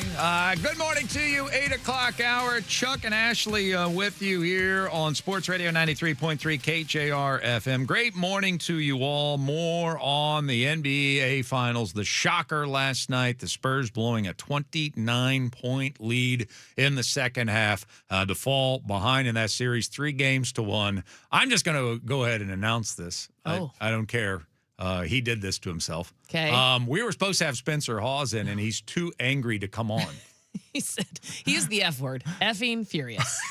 So I don't know if he knows if he can control himself. So he's going to give himself the flight home to Seattle to calm down, and then we should have him on tomorrow. But Spencer was supposed to be on with us here to talk about the NBA Finals here today, and yet we're going to have to wait until tomorrow because Spencer did not feel like he was in a good enough headspace to come on with us today and talk about this. I think that's a good way to put it. Good enough headspace. Yeah. So we'll catch up with him in a moment, and certainly Ashley and I have a lot of thoughts on what happened last night, which we'll get to in a moment. But we also have some other things kind of to take care of. Sports Radio 93.3 KJR FM brings you the $250,000 USA giveaway. Your chance at $2,500. This isn't some sort of $100 deal here. This ain't some sort of T-shirt. This ain't your grandma's $100. This ain't some sort of T-shirt out of a gun shot by a gorilla. This is $2,500 smackaroos. Listen, every day at this time, we're going to give you a different keyword, and your keyword today is TRIP, T-R-I-P. So you enter that at 93.3KJR.com for your shot of $2,500, that portion of $250,000 that we're giving away at iHeart for America. That's right. When America turns 250, you win $2,500. There you go. All right. So another keyword for you coming up on our show tomorrow. Wait till we celebrate when America turns 500. Yeah. Oh my gosh, we're going to give away so much money. Yeah, I can't wait to be there. It's going to be awesome. So yes, we'll do that tomorrow again at 8 o'clock. For many of you, today is World Cup Day, of course, and it gets started today. We won't have a game here in Seattle until Monday. Right. If that's been confusing at all for people like myself. But Monday will be the first game that'll be played here in Seattle. And that game is going to not feature America, just so you're aware, or the Sounders. Okay? Just I don't want you to show up and wonder why the Sounders are all Egyptians. Okay? That would be a surprise. But that'll be Monday at noon, Egypt versus Belgium. But this is your home for World Cup coverage here on radio anyway, Sports Radio 93.3 KJR FM. And we've got action for you starting today at 11:30 a.m. Pregame coverage, and then at noon, but this is going to be on our sister station, 9:50. You're going to be able to hear Mexico from the Group A, the group Andres Munoz. That's right. They'll be taking on South Africa. So that's going to be on at 9:50 today. And then right here on the mothership, 93.3 KJR FM, we're starting with a bang tomorrow night. 5:30 pregame. Brad Evans will be a part of this. Yes, and he then will. 6 o'clock, the match begins. It will be U.S. versus Paraguay. So that's going to be on our radio station starting tomorrow. And, man, the list is long of the a lot of games over the weekend. matches that we are going to be airing here at 93.3. I mean, most of them are going to be right here at 93.3 and a few of them on 950. So I just put those in on your presets. Just lock that in if you can't get enough of World Cup coverage. And we're going to have it. I mean, it looks to me like practically every damn game. It does seem like that. Yeah, we're going to have a lot of opportunity for people to listen to soccer. And there's a lot of opportunity for people to watch soccer, even though the game here isn't till Monday. I mean, there's watch parties all over. I was looking at some of the bars there's some bars that are basically just going to be open as if there's a World Cup game. They're going to have all the games on. And so it doesn't matter what part of town you're in, you can find the bar near you that's going to be showing the games. And then they've got the big barge out there that's going to be showing games. And this city is all in. Yeah. Like the barge thing is crazy. I know. I was watching the video of it coming down Puget Sound the other day. And the poor girl on the news was just getting splashed with water off the tarps. But it's cool. Like they built this whole thing. They've got the containers that they use to build it quickly. And it's going to be awesome. They've got like a VIP area up above. And then they've got this mini pitch down below. And will you get sick? I don't think it's supposed to be choppy, and it's not moving. It'll just be floating there off Pier 62, I believe. I know it won't be moving, but it'll be moving. On the water. Yeah, it'll be on the water. So as long as it's not choppy, like if it was yesterday, remember how windy or choppy it was yesterday out there? That's what I'm saying. Yeah, that would make you a little sick, but I don't think we're supposed to get that kind of weather again. Will you get used to that? Like you're watching soccer and you're just doing one of these numbers? Yeah, you just have more drinks, and then all of a sudden you're like, it's actually, people are like, the barge isn't moving. That's just you. Yeah, so it just balances out at that stage. Yeah. Okay.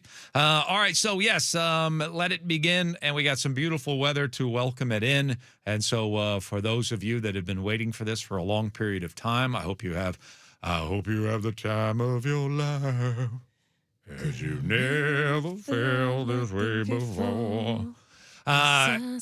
Right now, Anders Hurst is holding Jackson Feltz above his head in our sports pit. Balancing him. And Anders is not that strong. Right. I would have actually thought they would have done it the other way around. But I think what they did was tested it both ways and determined that I think Jackson really had more of the hops to get up.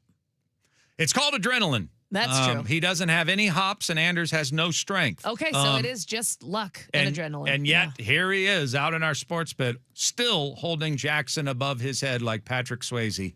And it's a beautiful thing to see. That's how fired up they are for the World Cup being here. We're going to have a Green Jacket Draft preview today coming up at 9 o'clock featuring both Jackson Feltz and Anders Hurst, two men in love. With soccer. Yes. All right. We also had a big event last night, NBA Finals, game number 4. San Antonio Spurs historically blow a 29-point second-half lead at Madison Square Garden. I really was. I could taste it. I could taste the tears dripping from Ben Stiller's eyes. I could practically taste it from where I was.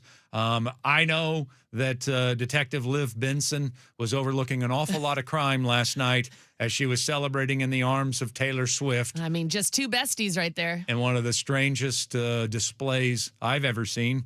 Wearing their Stevie Nicks T-shirts. And I was sure that they were going to lose at the end of this game. Everybody should have been sure of that. And then one play at a time, they just kept chipping away at the lead, and they eventually come back and win game number 4 of the NBA Finals by 1 point over the San Antonio Spurs. And, yes, they did have Stevie Nicks T-shirts, which I thought were very clever. Yeah. And you know what? Taylor Swift is the biggest star in the world, but she really is just a geeky 15-year-old girl still, isn't she? Well, and just the ultimate girl's girl. She supports everybody.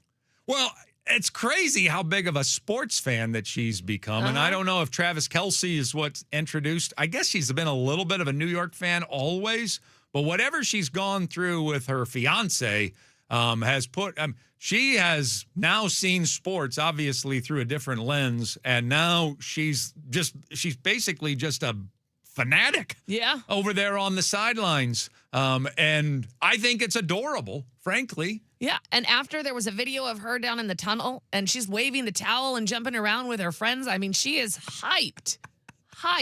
And I love it because especially when you get celebrities, and like you said, the biggest celebrity in the world, when you get celebrities, a lot of times they want to seem like they're too cool, right? It's like, oh yeah, all right, well none of them in New York are acting that way. None of them in New York. They were all, that was kind of the one fun thing was to watch like Jerry Seinfeld's face, and you're seeing Adam Sandler and his wife and Taylor Swift and her friends, and that was kind of fun to watch. Everybody could not believe it. Yeah. And I liked seeing Seinfeld, and I liked seeing McEnroe because I know he's been a big fan for years of the New York Knicks, and even Stiller. the Chalamet thing and even the Stiller thing, he's going way over the top. I'm a little sick of seeing that, frankly. But certainly the joy of, of that celebrity group where they're just acting like idiots. Yeah, like they are so big idiots. overtaken by the moment that they're just all acting foolishly on the sidelines. And I guess there's something endearing about it. They're not worried about how they're seen, but that's just getting swept up in being a fan of sports. Yeah, and it doesn't matter how big of a celebrity you are. Yeah, and those are some big time celebrities down there on that celebrity row. So I guess they had the time of their lives last night as well. But obviously for San Antonio, a crushing loss last night. Oof. And frankly, I don't think they have anyone but to blame but themselves. Most people that I heard this morning talking about it, comeback was the key word that they were using. And surely there was a 29-point comeback. I mean, certainly the Knicks played a large role in being able to erase that deficit. But in a sports talk world that I feel is way too quick to go to choke, I don't even like using the word choke. Most of the time when I hear people use it in our industry, I kind of cringe because I think most times a team just doesn't play as well as the other down the stretch.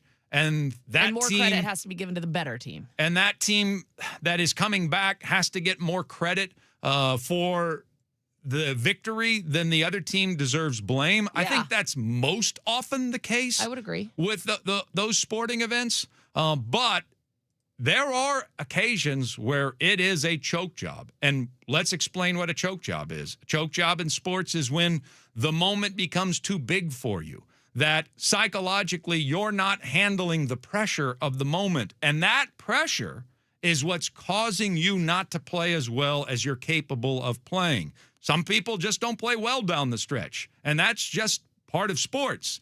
But when you let the moment dictate how well or how poorly you're playing, that is a choke job. And what we watched last night out of San Antonio, I was expecting to hear the analysis be that San Antonio choked it away. I didn't think that the Knicks deserved as much credit for what happened last night than the Spurs deserved blame. And this goes to our guy, Mitch Johnson, as well.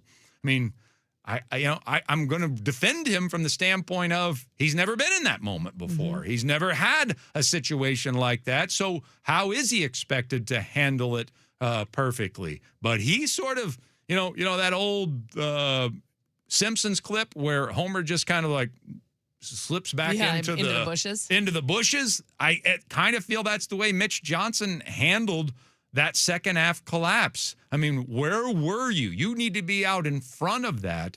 And instead, he is letting his players play the way you would if you were trying to give away a game. I mean, what is up with the quick three-point attempts? Why are you shooting threes at all unless they're wide open and at the 5-second mark of the shot clock? Why are you not throwing to your best player down in the paint? Any points that you can get are going to keep the New York Knicks from cutting away at that big giant lead. But they were sloppy down the stretch. They were shooting too quickly. They were making irrational decisions. And then on top of it all, they couldn't make a basket. I mean, the Knicks were still missing shots down the stretch. They were still turning the ball over. They weren't playing the way that normally a team plays when they overcome some huge deficit and take the victory away at the last second. No, it was so much more San Antonio dissolving in the moment rather than rising to the moment, just dissolving right before our eyes, that it was startling for me from that standpoint. I thought actually they'd gotten over the hurdle with the Thunder in the Western Conference Finals. That was going to be the thing that triggered them, that they wouldn't be prone to something like this in the NBA Finals.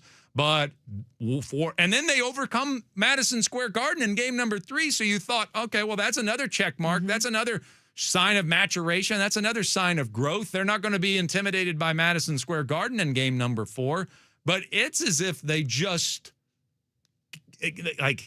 crumbled right before our eyes in game number 4 and just choked that thing away. And I don't know any other way to describe it. No, there's no other explanation for it. I mean, you're up by 29, and the only way to lose that game is to have epically collapsed and to have choked, and that's what they did. I mean, when the lead had gotten down to 9, and San Antonio took the ball, and I don't remember who it was. If it was Castle, maybe it was. They went for a quick 3, and I just looked at the TV and I looked at 5 Hour and I was like, "Why are you shooting a 3 right there?"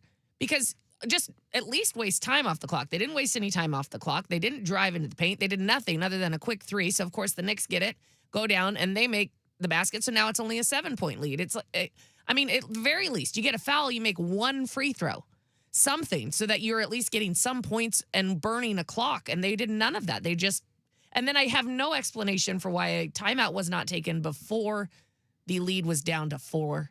That I can't understand. That timeout should have, I mean, once the lead was at 15, 12, something like that, that's where that timeout should have come. And instead, it would just, Mitch Johnson, it was almost like he waited to see if the Spurs could figure out on their own what to do. Right. There was no adjustment to how we should protect the lead. And at various points, when they were up 29, they pretty much were implementing a game plan of how you could blow a 29-point lead. When the Spurs had the lead cut to 15 at the end of the quarter, you still have a 15-point lead, and there was no adjustment made on how you should conduct yourself with a 15-point lead in the fourth quarter. When it got down to 12, there was no adjustment made to how you should hold on to a 12-point lead in a game. When it got down to 9, there was no adjustment made to how you hold on to a 9-point lead with 3 minutes to go. Even when it was down to 1 point, De'Aaron Fox has the ball in his hands with 10 seconds to go and decides to drive for the basket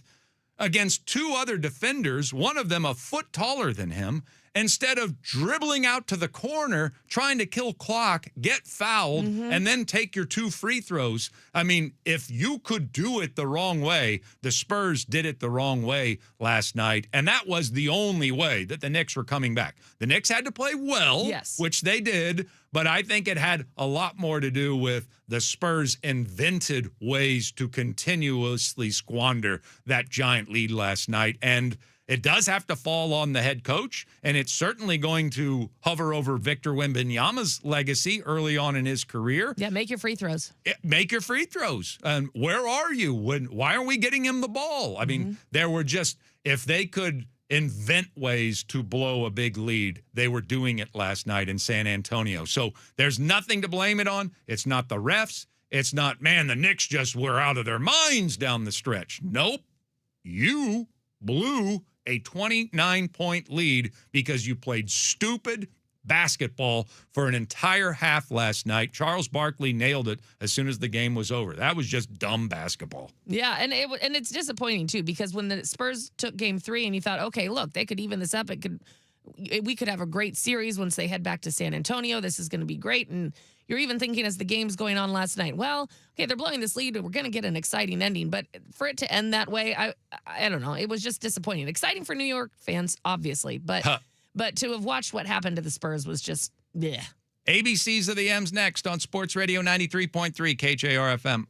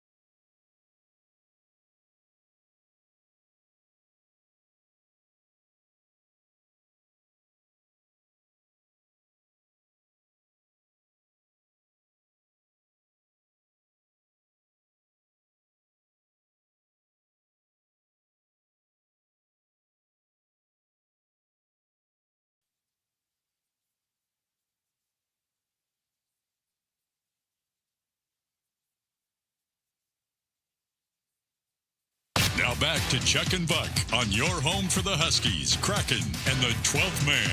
Brought to you by Tulalip Resort Casino. When all you want is everything. Everything Tulalip.com on Sports Radio 93.3 KJR FM. ABC, easy as 1, 2, 3. All simple as slow, rate me. ABC, 1, 2, 3, baby, you and me, girl. Easy as 1. Yes. The ABCs of the M's brought to you by the Sunset Auto family in Sumner and Auburn. You just get more at Sunset, and people do like that. It's Chuck Powell, Ashley Ryan with you here on the radio program. Yes, the ABCs of the M's, a daily Mariner segment where we allow the alphabet to be our guide through a few different Mariner topics. The team lost last night to the Baltimore Orioles 7-2, and let's bottom line it for you.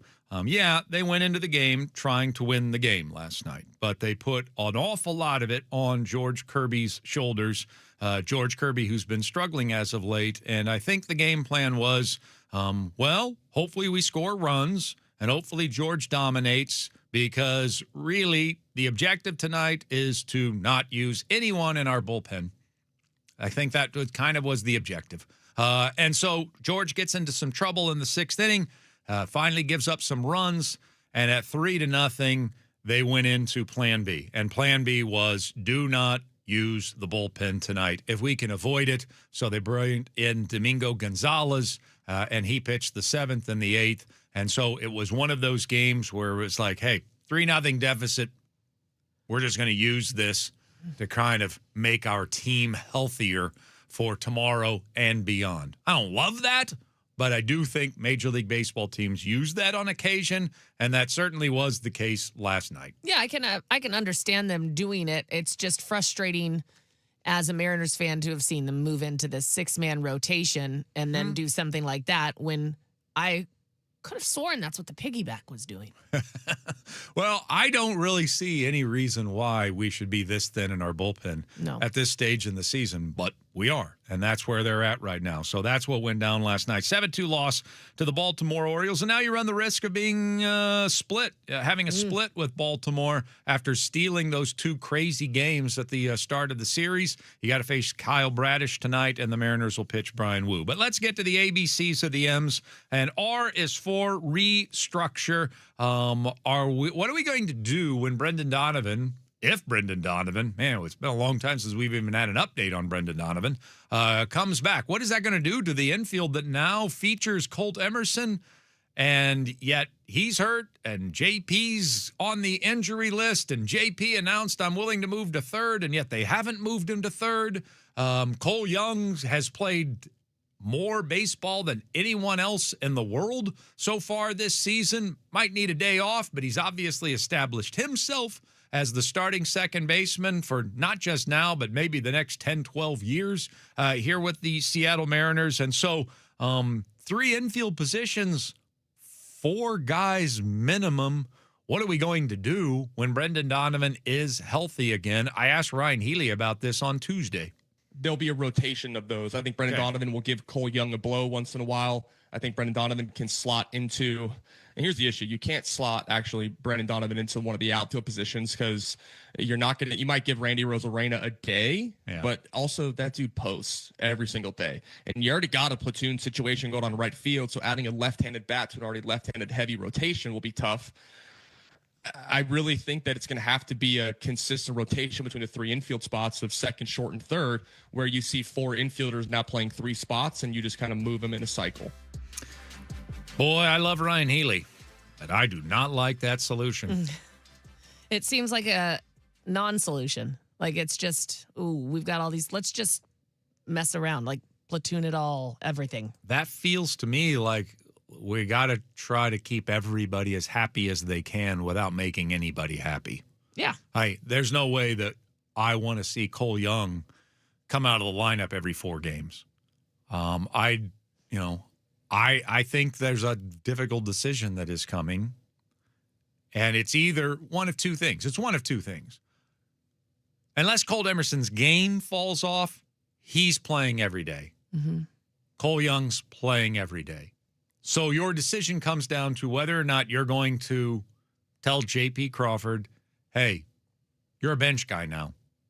Or if you're going to tell Brendan Donovan, you know what, we did really like you in that super utility role, that's what you're going to play. And that is spotting Cole Young on occasion, spotting Colt Emerson on occasion, maybe really getting some playing time away from J.P. Crawford, some DH time for Donovan. And yes, I think he could also get some outfield time as well. He's not going to be any worse defensively than Randy Arozarena in left field. I can promise you that. But Arozarena's been amazing offensively. Yes. So you keep his lineup, his bat in the lineup every single day. So, I mean, not a bad problem to have, but it's not going to be the easiest decision to make here again for the team. Plus, I think they need to upgrade with another offensive piece before the trading deadline, which is going to crowd things even further. To me, I'm just going to go back to what I've been saying all year long. I'm just playing the best guys. I'm not sure JP's the best guy for this group anymore. I think Colt Emerson's a better shortstop. I think Brendan Donovan's going to be a better third baseman. Cole Young's going to be a better second baseman. And I don't think JP hits well enough to justify him being the everyday DH. So that's, I think that my solution is that JP's a bench guy. Now, I don't know the intricacies of how that's going to play inside a clubhouse, which will be part of this. Ryan Healy seems to think that that will be a really negative effect of if you bench J.P. Crawford, it could have a negative effect on the entire clubhouse at this point. But I don't like the idea of just a full rotation between the four of them. I just don't like that. Well, and it seems like we keep having to say, well, that's not a bad problem to have, but the bad problems, not bad problems to have are problems, clearly, because it's something that keeps getting talked about. And yeah, it's nice, the idea of having too many people to fill the positions, but it is actually a problem. I would rather have one person really dissatisfied than four people dissatisfied. Yeah. Yeah, that's how I would approach it. But we'll see. I mean, we haven't gotten an update on Donovan. Who knows when that's even going to happen. I was going to ask that. S is for suboptimal. Well, Matt Brash, maybe we now know there was more to what was happening with him the other night than just didn't have time to get loose or just had an off night. Looks like Matt Brash is injured again, and this time it's a lat. So who knows how long we're going to be without Matt Brash, but he's been as effective as anybody out of our bullpen. Well, I'm not even going to softball it. He has been our most effective piece this season out of the bullpen when healthy, but now we're looking at another stint without him being available. When you think about trading deadline, I will almost guarantee you that Jerry and Justin are going to add a bullpen piece, even though 5 really good pieces and a couple of other interesting pieces. And who knows what we're going to do with starting pitching. We could add another bullpen piece. That, to me, gives you more depth than everybody else. I think it's one of those things like pass rushing in the National Football League. I don't think Jerry and Justin can have enough bullpen arms. And so I think they will add a piece at the trading deadline. And Matt Brash's inability to stay healthy is certainly going to emphasize that. Yeah, and I think thank goodness they have the philosophy of you can't have enough bullpen arms, because look at what situation we're in right now when you'd think we have enough. So add more. Yes, please. Yeah. And finally, T is for Tacoma. Cal Raleigh in Tacoma. We know that. He did not play yesterday. No surprise there. We kind of told you that was going to be the approach. He hit and caught. So the next day, let's give him a day off. And then I would assume what's coming tonight in Tacoma is Cal Raleigh hits and catches all 9 innings. That would, to me, be the next stage in the process. But I'll say this. I think that there was a plan to take him all the way through the weekend in Tacoma, building up his endurance again. But if he hits another 2 home runs tonight and reports that I didn't have any issues with the side for 9 innings, Ashley, I'm sending him to Washington, D.C. for Friday. Yeah, at that point, I feel like you have to, because he's showing that, one, granted, it's in Tacoma. It's not in the majors, but he's clearly maybe seeing the ball a bit better than he was, or having some better luck, and then not being hampered by that injury, which who knows how long it was really bothering him. So, yeah, take advantage of the fact that he's feeling good. I'm not wasting home runs in Tacoma. Heck no. From Cal Raleigh. If he's finally kind of like, for whatever reason, like the time away did him some good and cleared his head and got his swing back, and the injury may have helped from that standpoint, that he had to go back to, like, technically he had to kind of start his swing completely over in his rehab process, and this time he did it the right way. Yeah. Then I don't want to waste Cal Raleigh home runs in Tacoma. I'm ready to activate him by tomorrow if I see what I need to see out of him tonight. If not, he'll be there tomorrow. I'll look forward to watching his game. I'm going to be out there with Riley Pay calling the game tomorrow night. So that certainly helped. That certainly makes my Friday night more enjoyable to have Cal play in the game last night. But a big part of me is rooting that he looks so good today that he's in our lineup tomorrow in D.C. Yeah, I think it's a win-win situation. If he's there, you get the bonus of getting to watch him. If he's not, that means he's healthy enough to be back with the big team. T is also for Tulalip Resort Casino. That is your home for everything. When you want everything, Tulalip has everything. It's even in their slogan. Everything. Head on out to Tulalip Resort Casino. I don't think this way, but Ashley made a great point. Like, soccer's pretty much like a perfect sport to bet on, right? Yeah. I mean, I don't know, because you could probably bet on the halves. You could bet on players. You could bet on pool play. I mean, you could bet on World Cup favorites. Head on out. DraftKings Sportsbook. If you've got the fever, the World Cup fever, and yet you don't want to be downtown where it could be crazy, you like a little more of the intermediate lane, not the slow lane, but the intermediate lane for your soccer enjoyment. Tulalip Resort Casino sounds like a perfect place for you to take in the World Cup, maybe make a couple of wagers, maybe have a meal or four while you're sitting there. Tulalip Resort Casino, where all you want is everything. Tulalip Resort Casino. All right, coming up next on the program, we haven't even touched the Seahawks 1 series here today. Coming up at 9:30, we've got our latest installment. And coming up next, we recap yesterday's thoughts from Dick Fain on Sports Radio 93.3 KJR FM.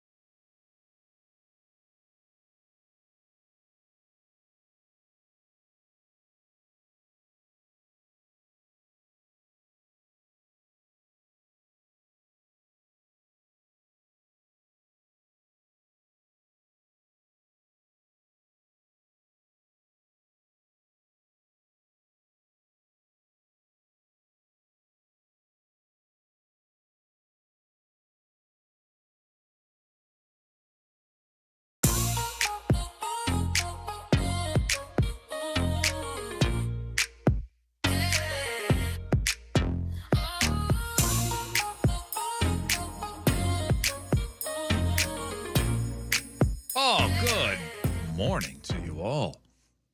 Oh, man. We had a Jackson Phelps sighting. I can is that let right? you know the excitement. 10. A 10. Is he pitching a 10? I did not ask or look. I don't believe you. Okay, I looked. No, he's fine.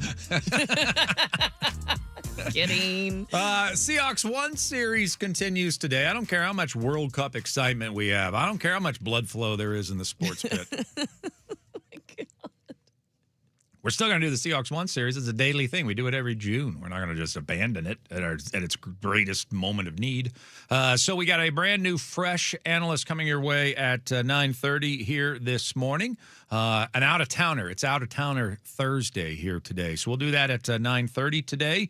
But yesterday we had on Dick Fain, and he chose to break down Torrey Horton, who made a nice impression last year for what little time he was on the football field. And I'm not just talking about the injury, but obviously he didn't spend a lot of time on the field in the starting lineup. I think, 8 catches on the season, but he had or 13 catches on the season, but he had 5 touchdowns. Crazy ratio for Torrey Horton. But we should see, as long as he's healthy, more Torrey Horton this year. And yet I emphasize the word should. We don't know exactly how that's going to look. But I did ask Dick Fain at the end of our conversation, what's his expectation for Horton? What kind of player does he think he's going to ultimately be? When you're just talking about potential, I'm like a 7.5. I mean, I think he could. I think he could be a legit. If staying healthy, I don't think he's a number 1 in the NFL. I do think Torrey Horton could be a legitimate number 2 wide receiver in the NFL. Okay. I mean, if he stays healthy, I think he could be. I mean, we've talked to Hugh for a long time about him. He is very high on Torrey Horton. It's just the health, right? And so if Torrey Horton gets out of this injury mode, I don't know why down the road, and mentioned already that, I mean, he's 23 years of age and is going to be 23 almost this entire season. So he's got like 4 seasons of prime before you even start to think about he's going to be heading the other way. I don't see why he couldn't be a 70 catch, 65 catch, 900 to 1,000 yard receiver at some point during that 4-year stretch. It's not going to be this year, right? But it could be when Rashid Shaheed, let's say Torrey Horton explodes over the next couple of years and the Seahawks say, okay, yeah, we're not going to have a $19 million cap hit in 2028 for Rashid Shaheed. We're going to cut him. And then boom, Cooper Kupp's gone at that time. Boom. All of a sudden, Torrey Horton's your number 2 behind JSN, and I think Seahawks fans would be really happy about that if they saw the progression over the next couple of years. All right. Dick Fain yesterday. Want to hear the entire conversation? You can do so at 93.3 KJR.com. I think that's a reasonable ceiling to set for Torrey Horton. First and foremost, he has to stay healthy. He wasn't healthy last year. As Dick pointed out, the longest recovered shin injury in the history of football. Ever. And then, of course, he had injury for his last year at Colorado State, which affected his draft status as well. So, I mean, there's a chance that he's one of those guys that he just can't stay healthy. It happens in the National Football League, but we don't want to label him that way either. But there certainly is a chance. There's been a setting there for that potential. Let's put it that way. And I think if healthy, I think those are reasonable expectations. That's a pretty decent ceiling, a number 2 receiver that could put up those kind of numbers. But the part that I think has to be emphasized from that clip is not this year. It's not going to happen this year. I think this is Cooper Kupp's last year. But as long as he's there, Cooper Kupp's going to outrank Torrey Horton. Rashid Shaheed, they spent an awful lot of money on him, and not just to be a kick returner. Right. Like, he's going to have a bigger role. I would imagine he's going to do a lot of jet sweeps because that Brian Fleury seemed to like doing that in San Francisco. So I would imagine that's going to be part of Shaheed's game going forward. And so I don't see Torrey Horton taking that step forward. And then something else that I've pointed out a couple of times, I'm expecting to see a lot more double tight end this year from this team. I'm expecting Robbie Oots to play a role on this team. So I don't know how frequently we're going to go to 3 receiver sets. Probably less than in the past. 4 receiver sets, certainly less than in the past. 5 receiver sets, maybe never. Yeah. So I don't know how often. I mean, it's nice to have depth and it's nice to have versatility. It's a very versatile receiving core. You add Jake Bobo to this, what a versatile receiving core.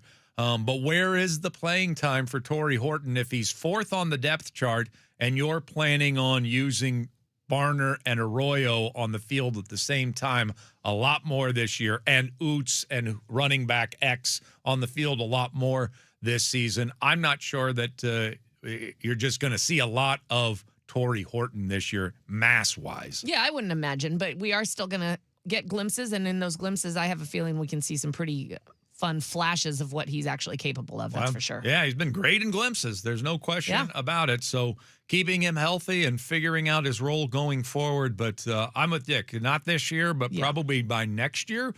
Maybe you've seen enough development that he does become your number 2 receiver behind JSN starting next season. All right, coming up next, though, on the program, we're going to preview the World Cup the only way we know how to do it. We're going to draft. We've got not 1, 2 local experts in-house. I can't wait till they go head-to-head on some of these topics of conversation. I hear these guys are biters, scratchers. There's nothing they won't do to gouge out an eyeball or two. That's right. To get their point across when it comes to the beautiful game. We'll talk World Cup next on KJR.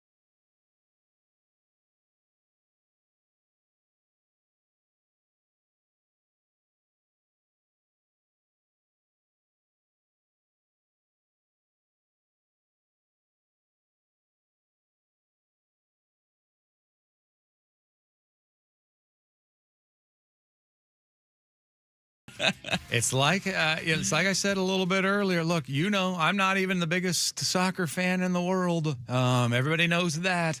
But it is if God is. It's like he's like, hey, soccer World Cup starts in Seattle. Here you go, Seattle. Have the most beautiful day you can imagine. When we got awarded one of the sites for the World Cup about 3 years ago, there was the hope of, okay, please don't be January for the World Cup. Don't have the 55 degrees that we had last week. Please just let it be in the 70s and 80s and beautiful weather. And my God, do we have it. It delivered. Jackson Feltz is here. He's never done a green jacket draft before, so we're excited about having him for that. And of course, he has to also not just be a drafter, he's got to be our analyst as well. He is our soccer star here at Sports Radio 93.3 KJR FM, and he has come decked out in his U.S. soccer merch. There we go. This is jersey. I've decided this morning when I woke up at 5 a.m., I said to myself, you know what? Every day of the World Cup, let's do a different jersey. So I'm gonna do jerseys through the whole World Cup. How many of you have? Oh, I have 102 jerseys in my closet. They're not all soccer jerseys. Oh, I see. But you know what? I'll figure it out. I'll make it work, and we're gonna have a good time with it. But day one, we're going USA from 2015. And is that just, do you have a name on the back, or is that? No, this is a plain one. Some of them have names, but this one is it's so classy. I know Anders loves this one as well. It's just the white polo from, was it 2014, 2015? Classic. Okay. And I noticed you got the beard done and the hair. You're all ready for it. I saw Anders' new soccer haircut that he got in ready in anticipation. And so we're also joined by our other soccer nerd here at KJR as well. And that is Anders Hurst, who joins us on the phone to also provide some analysis in our World Cup preview. Anders, good morning. Happy World Cup to you. Good morning, fellas. Appreciate you having me on. You know what I'm most surprised about is Jackson actually got some sleep last night. He said he woke up at 5 a.m. That is much more than I expected from him on the eve of these month-and-a-half-long festival of football. So, Jackson, congratulations. It helps with some I can say pills. Yeah, you know what? Was it melatonin? I think my wife had. I don't know what she had. Nice. She just said this will help with your sleep. So I said great. I took it at 10 p.m. I was out at 11. I got full 6 hours. LFG boys. Wow. And Ashley. Wow. I love it. They're not bad pills. They're good pills. Yeah. It's legal. Yeah. They're all good pills, Jackson. They're all good. All right. Well, it's time to provide our preview like only we do with a green jacket draft. So here's what we're going to do. We're just going to draft teams, countries, nations. And I don't even know if we've explained the rules, but you get a point for every win that you get in the tournament. You get a half for a tie. And then if you make it out of group play, you get a point. And then if you make it to the finals, you get a +3. Okay. And if you win the finals, you get a +5. Okay. If you win it all, you get a +5 with your team. Okay. Oh, wow. Okay. All right.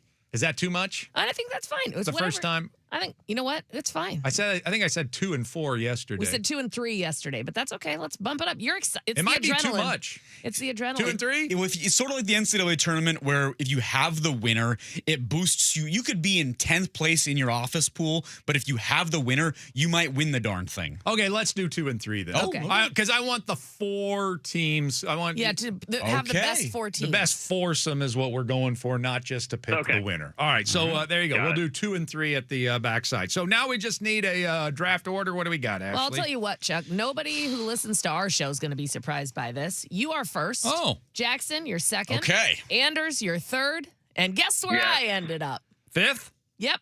You get the turn, though. You get the turn there from 4 to 5. I like that. But I don't know if you know this. I'm not a soccer analyst. I was really hoping for one of those early picks that everyone's talking about. Yeah, we're going to lean on you guys pretty heavily for this. So that's why we needed 2 analysts to break down our picks for us. And so here we go. I got the first selection. I'll get it started. I am going to, I realize that France is like the co-favorite, but Wimby couldn't come through in the clutch last night, Oh, ouch. and Van de Velde's the other big choker in history of sports. The French aren't going to come through. So I am going to take this little program out of Spain. No, to come win it on, all. Chuck. I'm going to go with Spain. Come on. I It's take because it of you the like my tapas, pick? isn't it? That's my pick to win the whole thing. Tell me why. Spain, for my money, has the best midfield in the world. Pedri and Rodri, the duo there, I think they're tremendous there. They got attacking weapons on the wings. Lamine Yamal, for my money, is the best player on planet Earth. He's a young 19-year-old who is out of his mind good. Nico Williams on the other wing is coming back from an injury. He's really good. They got good defense. They have pretty much, I think, not only good balance, but I think the high-level play at the right positions to take the whole thing. All right, I love it. I don't even need to hear anything from Anders. That's good enough for me. I just All right, figured it was fair because of the enough. You know tapas. I'll take that. Unless you disagree, I guess we'll find out in a moment. Jackson, who do you like with pick number 2 in the draft now that I have stolen your baby? Yeah, you really have stolen my baby. That makes things a little bit tougher, but I am going to go France for almost thinking about points in this and wanting to win the Green Jacket draft, because I don't think France is going to win it all, but I think that based on the last 2 World Cups, they won the final in 18, they got to the final in 22. They have a tremendous head coach in Deschamps. They have Kylian Mbappe, who's still one of the top 5 players in the world. They have outstanding balance across the team. And at the end of the day, I'm looking at a team who's going to get me a bunch of points in this draft, and I think France is, maybe alongside of Spain, has the best chance of getting to the final. You know, you brought up the coach. All you ever hear about are the individual players. Who's got the star player? Yeah. Anders, how much does coaching matter, and who's got the best coach in the world? Well, it's interesting because international soccer can be a lot different than club soccer, right? Because you only really see your players every couple of months during these international windows. So it's not like you have a preseason and you're building up towards things throughout the entire year. So that's why I feel like coaching may kind of get overlooked a little bit, but you have some big name coaches that have been moved from club soccer to international soccer for this tournament. I think England's coach is really good. Spain's coach is definitely up there. France's coach, I mean, this is his 3rd World Cup, and he's gone to the final, as Jackson just said, in the first 2. So you can't really argue with his, record there. I really like Argentina's coach, and that's why I'm picking Argentina with number 3. Homer. he's going to Argentina. You had to. Otherwise, you were going to have a plate thrown at you from across the kitchen. The plate. I got my son next to me. He's going to start crying if I choose anything but Argentina. He's going to make a messy in his pants if you don't. Exactly. So you know what? I got to make the family happy, but also it kind of coincides with, right around who I think is the most balanced team. They have the GOAT in Lionel Messi. He's a little bit older. I don't think this team is as good as the team that won in 2022. But I don't believe they're really that much worse either. They have basically the same roster, a couple different guys that actually kind of help improve in other parts of the area, but just a little bit more aged at this point. And they're going to, I think, just with the chemistry that they have built up over these past 4+ years, because it really was the year leading up to the World Cup in 2022 that kind of broke them out of their slump. They've just been firing on all cylinders. They won the Copa America in 2024. They obviously won the World Cup in 2022. They won the Copa America the year before that as well. So they really know what it takes in these big tournaments. And I believe it's like I said, they're not as good as I expected them to be in 2022, but I don't believe there's enough of a drop off where, and I just believe them to be the most balanced team. They're strong in defense. They're strong in midfield.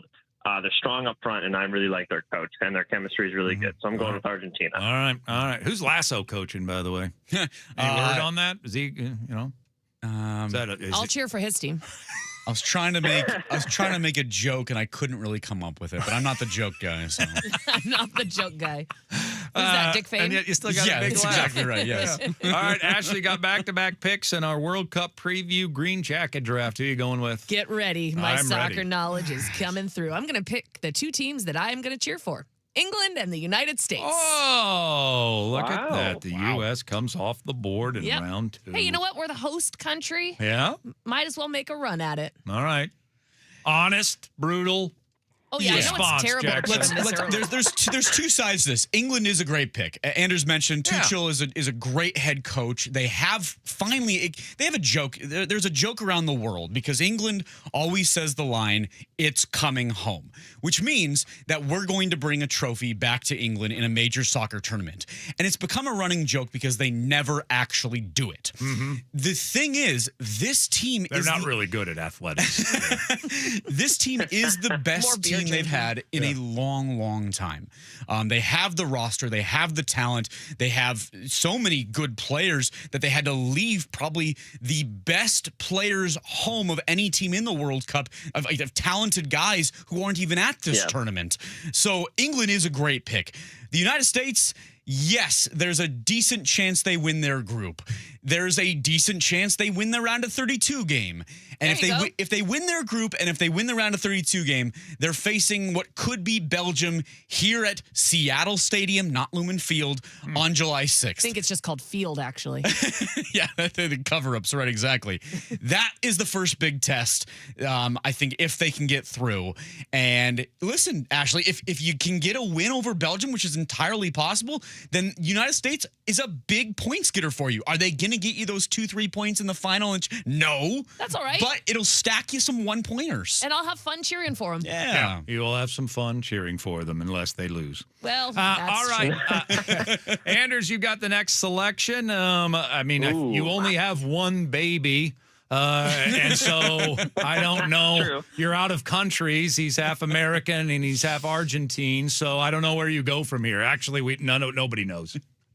Yeah, well, I guess I have to actually, look through the numbers and tick with my brain instead of my heart this time. So I'm trying to decide between two countries. I'm trying to think if either one of these would be available on the turn. Probably not.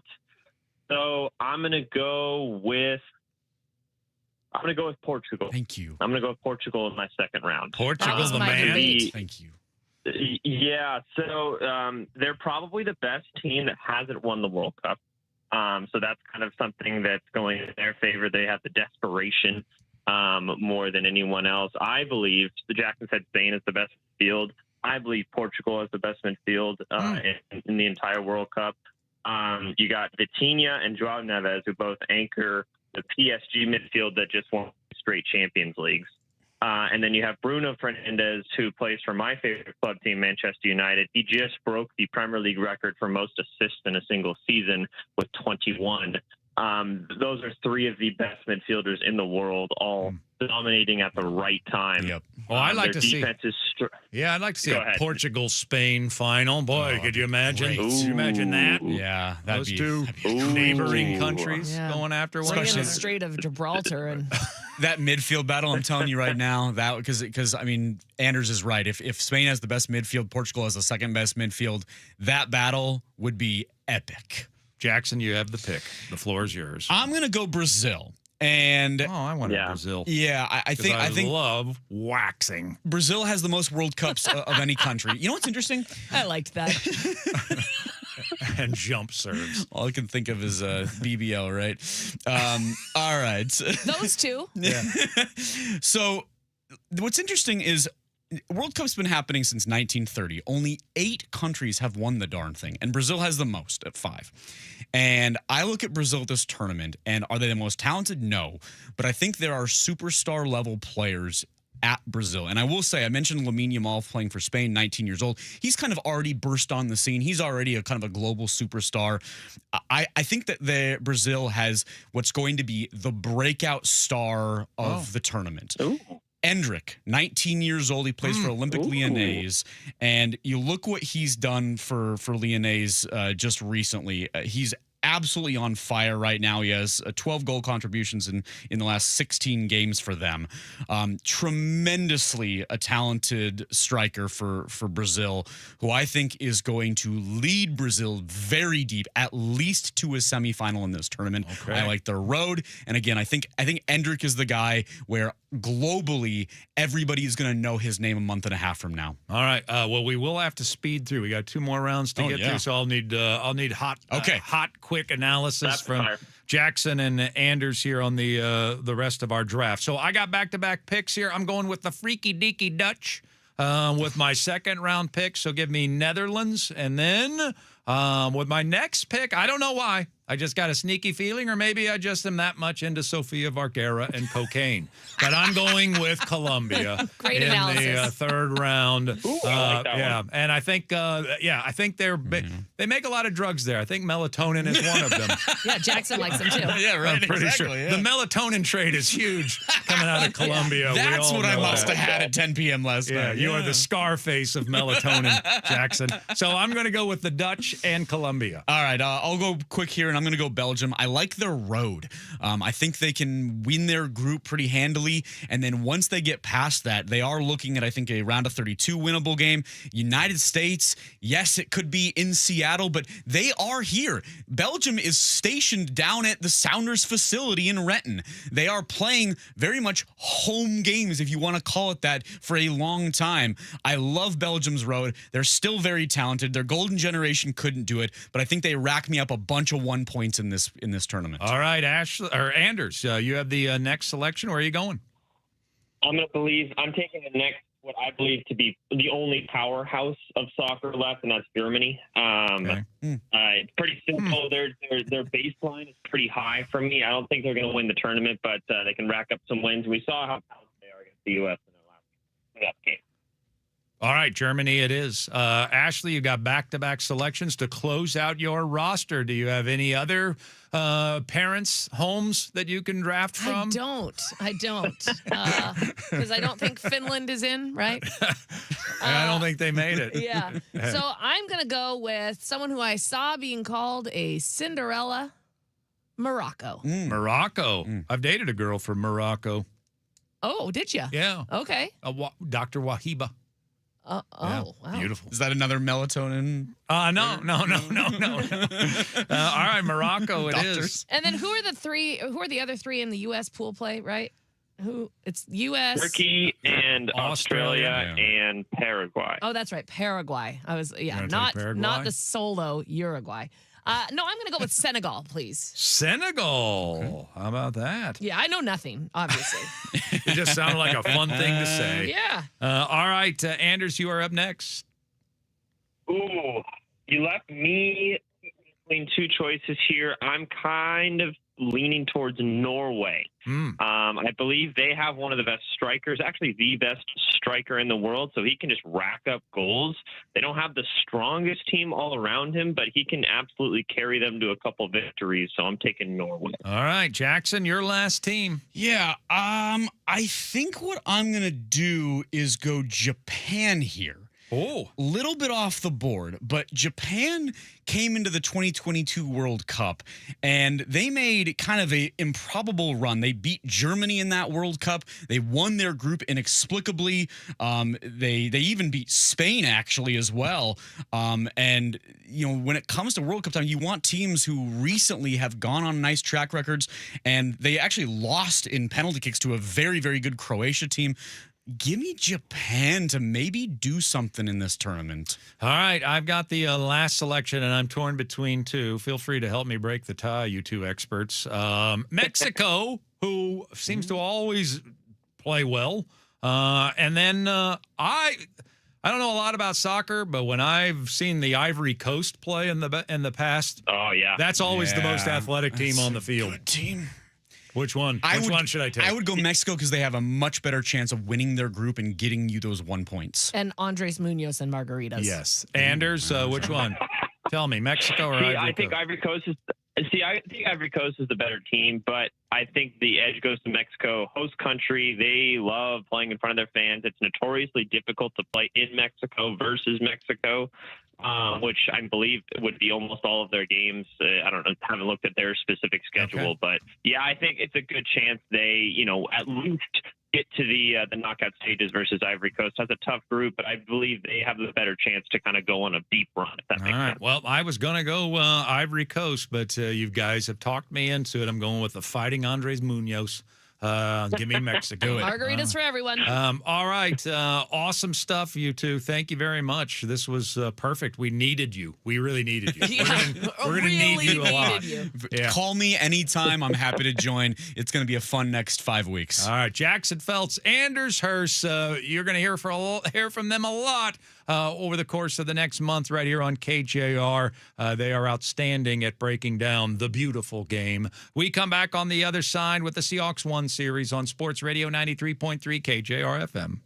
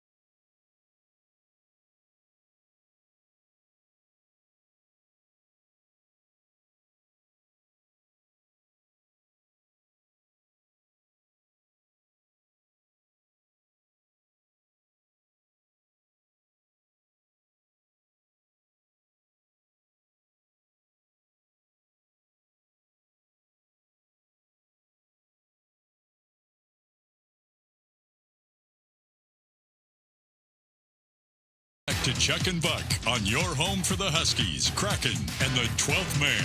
Brought to you by Tulalip Resort Casino. When all you want is everything. Everything Tulalip.com on Sports Radio 93.3 KJR FM.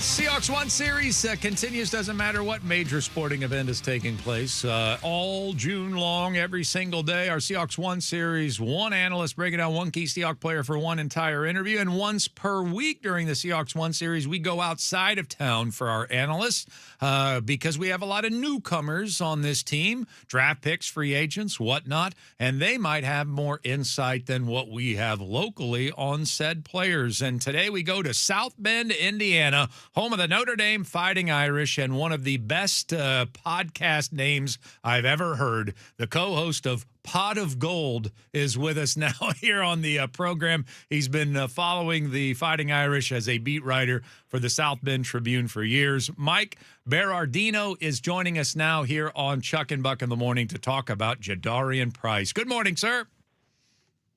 How are you? Good morning. Pot of Gold. That's good. That's really good. Yeah, I can't take credit for that. I inherited that name, but we're not changing it. All right, good. Well, did the Seahawks strike gold with Jadarian Price with their first-round draft pick, sir? Well, it would seem that they did. Give them credit for taking the second Notre Dame running back off the board and making some history there in the first round. This is, you're taking a guy who has been lightly used because he had the split time with Love, and Love was the focus, especially in the final year when he ended up being third in the Heisman. Jadarian Price is a quality individual, and he's going to give you everything he has, and it seems like it's all in front of him. Was there a feeling, in South Bend that if Love went down, which I know shudder the thought, but if he went down, that how good Jadarian Price would be just to step right in to that Notre Dame backfield? Well, they would split series or some, maybe the final year was 2 series for Love and then Price would come in. But we saw it over and over. The USC game in 24, Love was injured. Price came in, no drop off. Notre Dame won. Georgia in the playoff, Love was hurt. Very lightly used in that game. Price steps in, Notre Dame wins. Just about any other situation out there, he would have probably been tempted to go ahead and transfer and be the featured back. But he's had every team asked him about it. He's asked about it at the combine. He had a perfect answer for that. It wasn't he was afraid of the spotlight. He knew what he could do, but he had other visions, and Marcus Freeman has done a great job of keeping people around here for the team goal, the team glory they talk about, and they thought they could win a national championship. As it turned out, they were kept out of the playoffs entirely with the 2 early losses. But this guy's all that. Mike Berardino is our guest here, Notre Dame beat writer, talking about Jadarian Price in our Seahawks One Series today. Should we look here in Seattle as that lack of playing time, reps, carries as a positive, or should we hold a little bit in reserve some concern because we have not seen him be the main ball carrier for a football team? Where should we land in Seattle as somebody that watched Jadarian Price play throughout his career? Well, considering running backs have always had such a short career, and because they take so many hits in the legs especially, and this is a guy who overcame an Achilles tear before he ever got on the field at Notre Dame, played in the spring game as an early enrollee, and then off-season training in 22, came back, missed his entire freshman year, came back for 23 through 25. But I wouldn't view that as a concern. I think that's a positive, and surely the Seahawks are viewing it that way because there's more life in the body going forward. He hasn't taken as many hits. He's had a clean path here physically since he came back from the Achilles tear. The 2 concerns I'd say and are brought up, but he can work through it.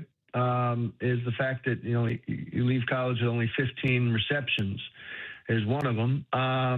It's not that he was dropping passes; he just wasn't really the third down back right at any point. Part of that was blitz pickup. He's going to have to really sharpen that. And Thomas Hammock, of all people, the former Northern Illinois coach who came into Notre Dame and beat Notre Dame.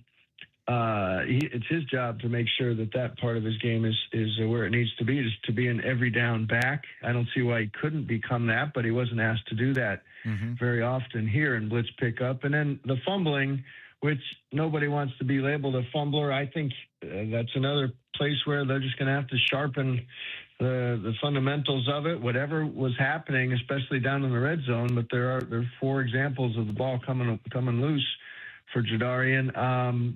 So conscientious, so reliable in every other way, but they were, this happened at inopportune times, and 3 of those fumbles were lost. So those are the areas of improvement that now that he is going to have a chance to step in for a Super Bowl MVP and maybe be the guy from day one. Yeah. Those are the areas that need to improve.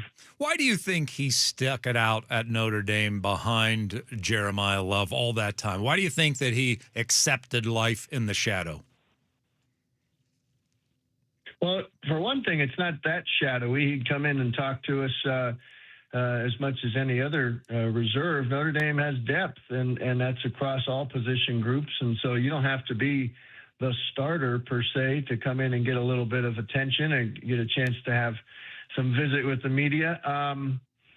And the fact that there was enough to go around, they could all eat, in that they were blowing people out tremendously once the season's schedule softened up last year. So he certainly, you look back, every 11.7 touches, Jadarian Price scored a touchdown. 3 of those were the kickoff return game. I don't know if you guys will need him to do that based on the roster, what we see, but he can do that. He's explosive in every area.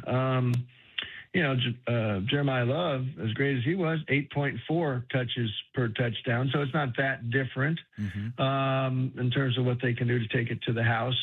I don't think he was afraid of the spotlight at all. He wanted to graduate. Well, I definitely want to get his Notre Dame degree, which he did complete in the spring going into his final year. So he had it by spring of 25.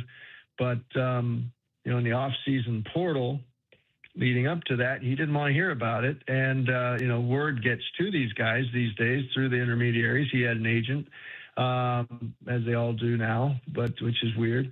But he was able to stay because, like I say, Marcus Freeman, his teammates, the goal of trying to win a national championship, they felt they were that close. They were 1 game away against Ohio State the previous year. That team glory aspect of the bond with the teammates, he decided to stay. And the legacy here will live on because he was held up throughout. We wrote about it while it was happening. This is a guy, the ultimate teammate, willing not to sit behind, but to share the spotlight with Love. And that made Love a better pick for the Cardinals, as eventually turned out, a better pro prospect because he wasn't asked to give every last bit of what he could in his college years. There was still some in the tank. That's excellent stuff. Well, thank you, Mike. We appreciate the insight into all of this. That's good stuff, man. And continued success there with the Pot of Gold podcast. And we will bug you at some point during the college football season next year. What do you say to that? Very good. ndinsider.com is where you'll find our stuff here at South Bend Tribune, and I appreciate the visit. All right, there he is, Mike Berardino, joining us here. ND Insider, ndinsider.com is where you can find all of his information as he, of course, beat writer for the Fighting Irish. All right, we appreciate him joining us here for the Seahawks 1 series. Jadarian Price getting broken down here today. We'll do it again tomorrow. Coming up next, we close out the show with one last thing on Sports Radio 93.3 KJR FM.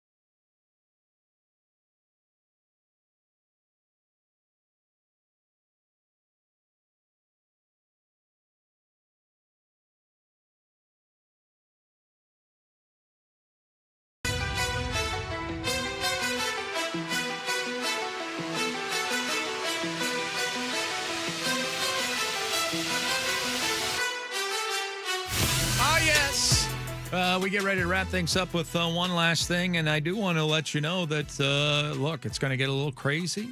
Downtown Seattle during all of this sounds like terrifying for me. No, Yeah. Yeah. It's going to be busy. I'm not a huge fan of overwhelming crowds. No, you don't love it. Yeah, I'm not a big fan of that.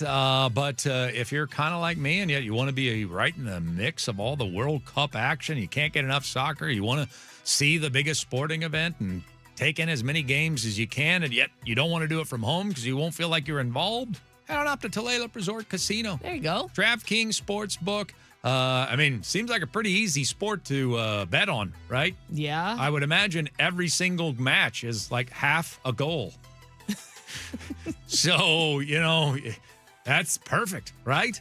So, yes, go on up to Tulalip Resort Casino, where all you want, when all you want is everything. Tulalip Resort Casino is there for you. EQC Sportsbook, make a day out of it. You're gonna have some days where there are just gonna be several games on at once. Oh my gosh! You can take part in the restaurants, and when you're like, I don't really like Qatar, you can just head over there and play like some guitar, blackjack or something you can like play some that. blackjack. All right, what do you got for one last thing here today?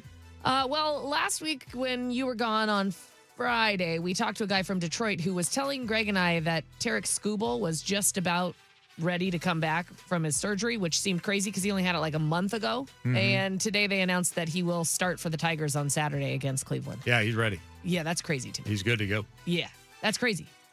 He's special. He might be superhuman. Well, it was just bone spurs, but it's kept Edwin Diaz that same thing out all year long. Apparently, it was such a clean procedure, they just found one, and that's what's been bothering him for like over a year now. Mm-hmm. So they just found one, and they took it out of there and sewed him back up, and he pretty much started the rehab process almost immediately.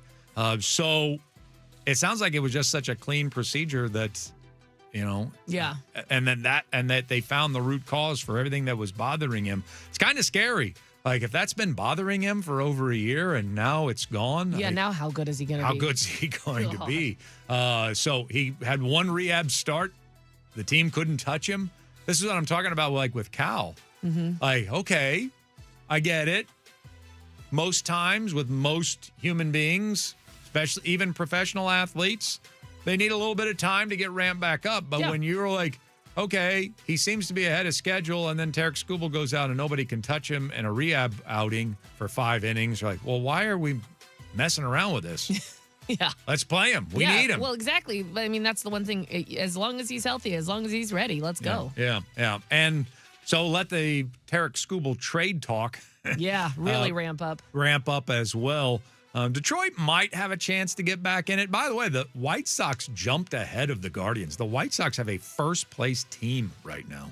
Yeah. They have jumped ahead of the Guardians in the division. Which is ridiculous. So if the White Sox can do that, then I don't know if the Tigers are completely out of it at this stage, but more likely than not, Tarek Skubal's going to be traded to Seattle. I don't know if that makes any sense at all to me. I thought you were saying more than likely Tarek Skubal is going to be traded to Seattle. No. But then I realized, the pause was different. Okay, got it. To Seattle, question mark? Yes. No, that doesn't really make much sense to me. that doesn't make sense, yes. But he is going to be traded to somebody. My eyes almost bugged out of my head, though. The trading deadline comes. All right, last one for me. I think I got to just kind of begin and end with this World Cup. So, I mean, it's kind of like... I hear like parenthood when you see the joy in your kids, like it changes like everything to you, like holiday celebrations, like Christmas. Yeah. You always Makes like it all Christmas, more magical. but then all of a sudden you see the joy and the enthusiasm and little ones that are yours. And then it just kind of adds to the whole thing. Absolutely. I'm going to tell you, seeing Jackson all lit up today, coming in here doing the World Cup preview Green Jacket draft with us, and see how excited he is. And having Jackson was my first producer here. And so I remember having the conversations with him about like, hey, man, if you think this soccer thing is going to take off, sink your teeth into it, Jackson. Yeah. Maybe you'll end up being the guy. And look at him now. He's the guy. Ugh. Did you hear him breaking down soccer? I know. He was so good. He was so damn good. Yeah. So damn good. And he's got his jersey on, his kit. It's great. He's ready. Yeah. And then he got done, and I'm not even kidding you. Not even kidding you. He said, I think you picked a great team. And it actually felt good. Like made you swell with pride a little bit. Nice. Nice. I'm like, oh, wow, Jackson likes my soccer team. We got a note like, oh my gosh, Ashley doesn't even know anything about soccer. I'm like, yes, correct. I said it 55 times. Like I picked teams I wanted to root for because I don't. If I would have had number 1 or 2, I would have gone France or Spain. That much I knew. After that, okay. I'm glad you got U.S. and England. Me too. Yeah, I'm glad you thrilled got about them. it. Now Yeah. I just get to cheer for them and hope they do well. And if You- they don't, You and Mom on the edge of the couch. Oh gosh, she hates soccer. Yeah. The two of you on the end of the Davenport. Yep, she's gonna say, "Why are you making me watch this?"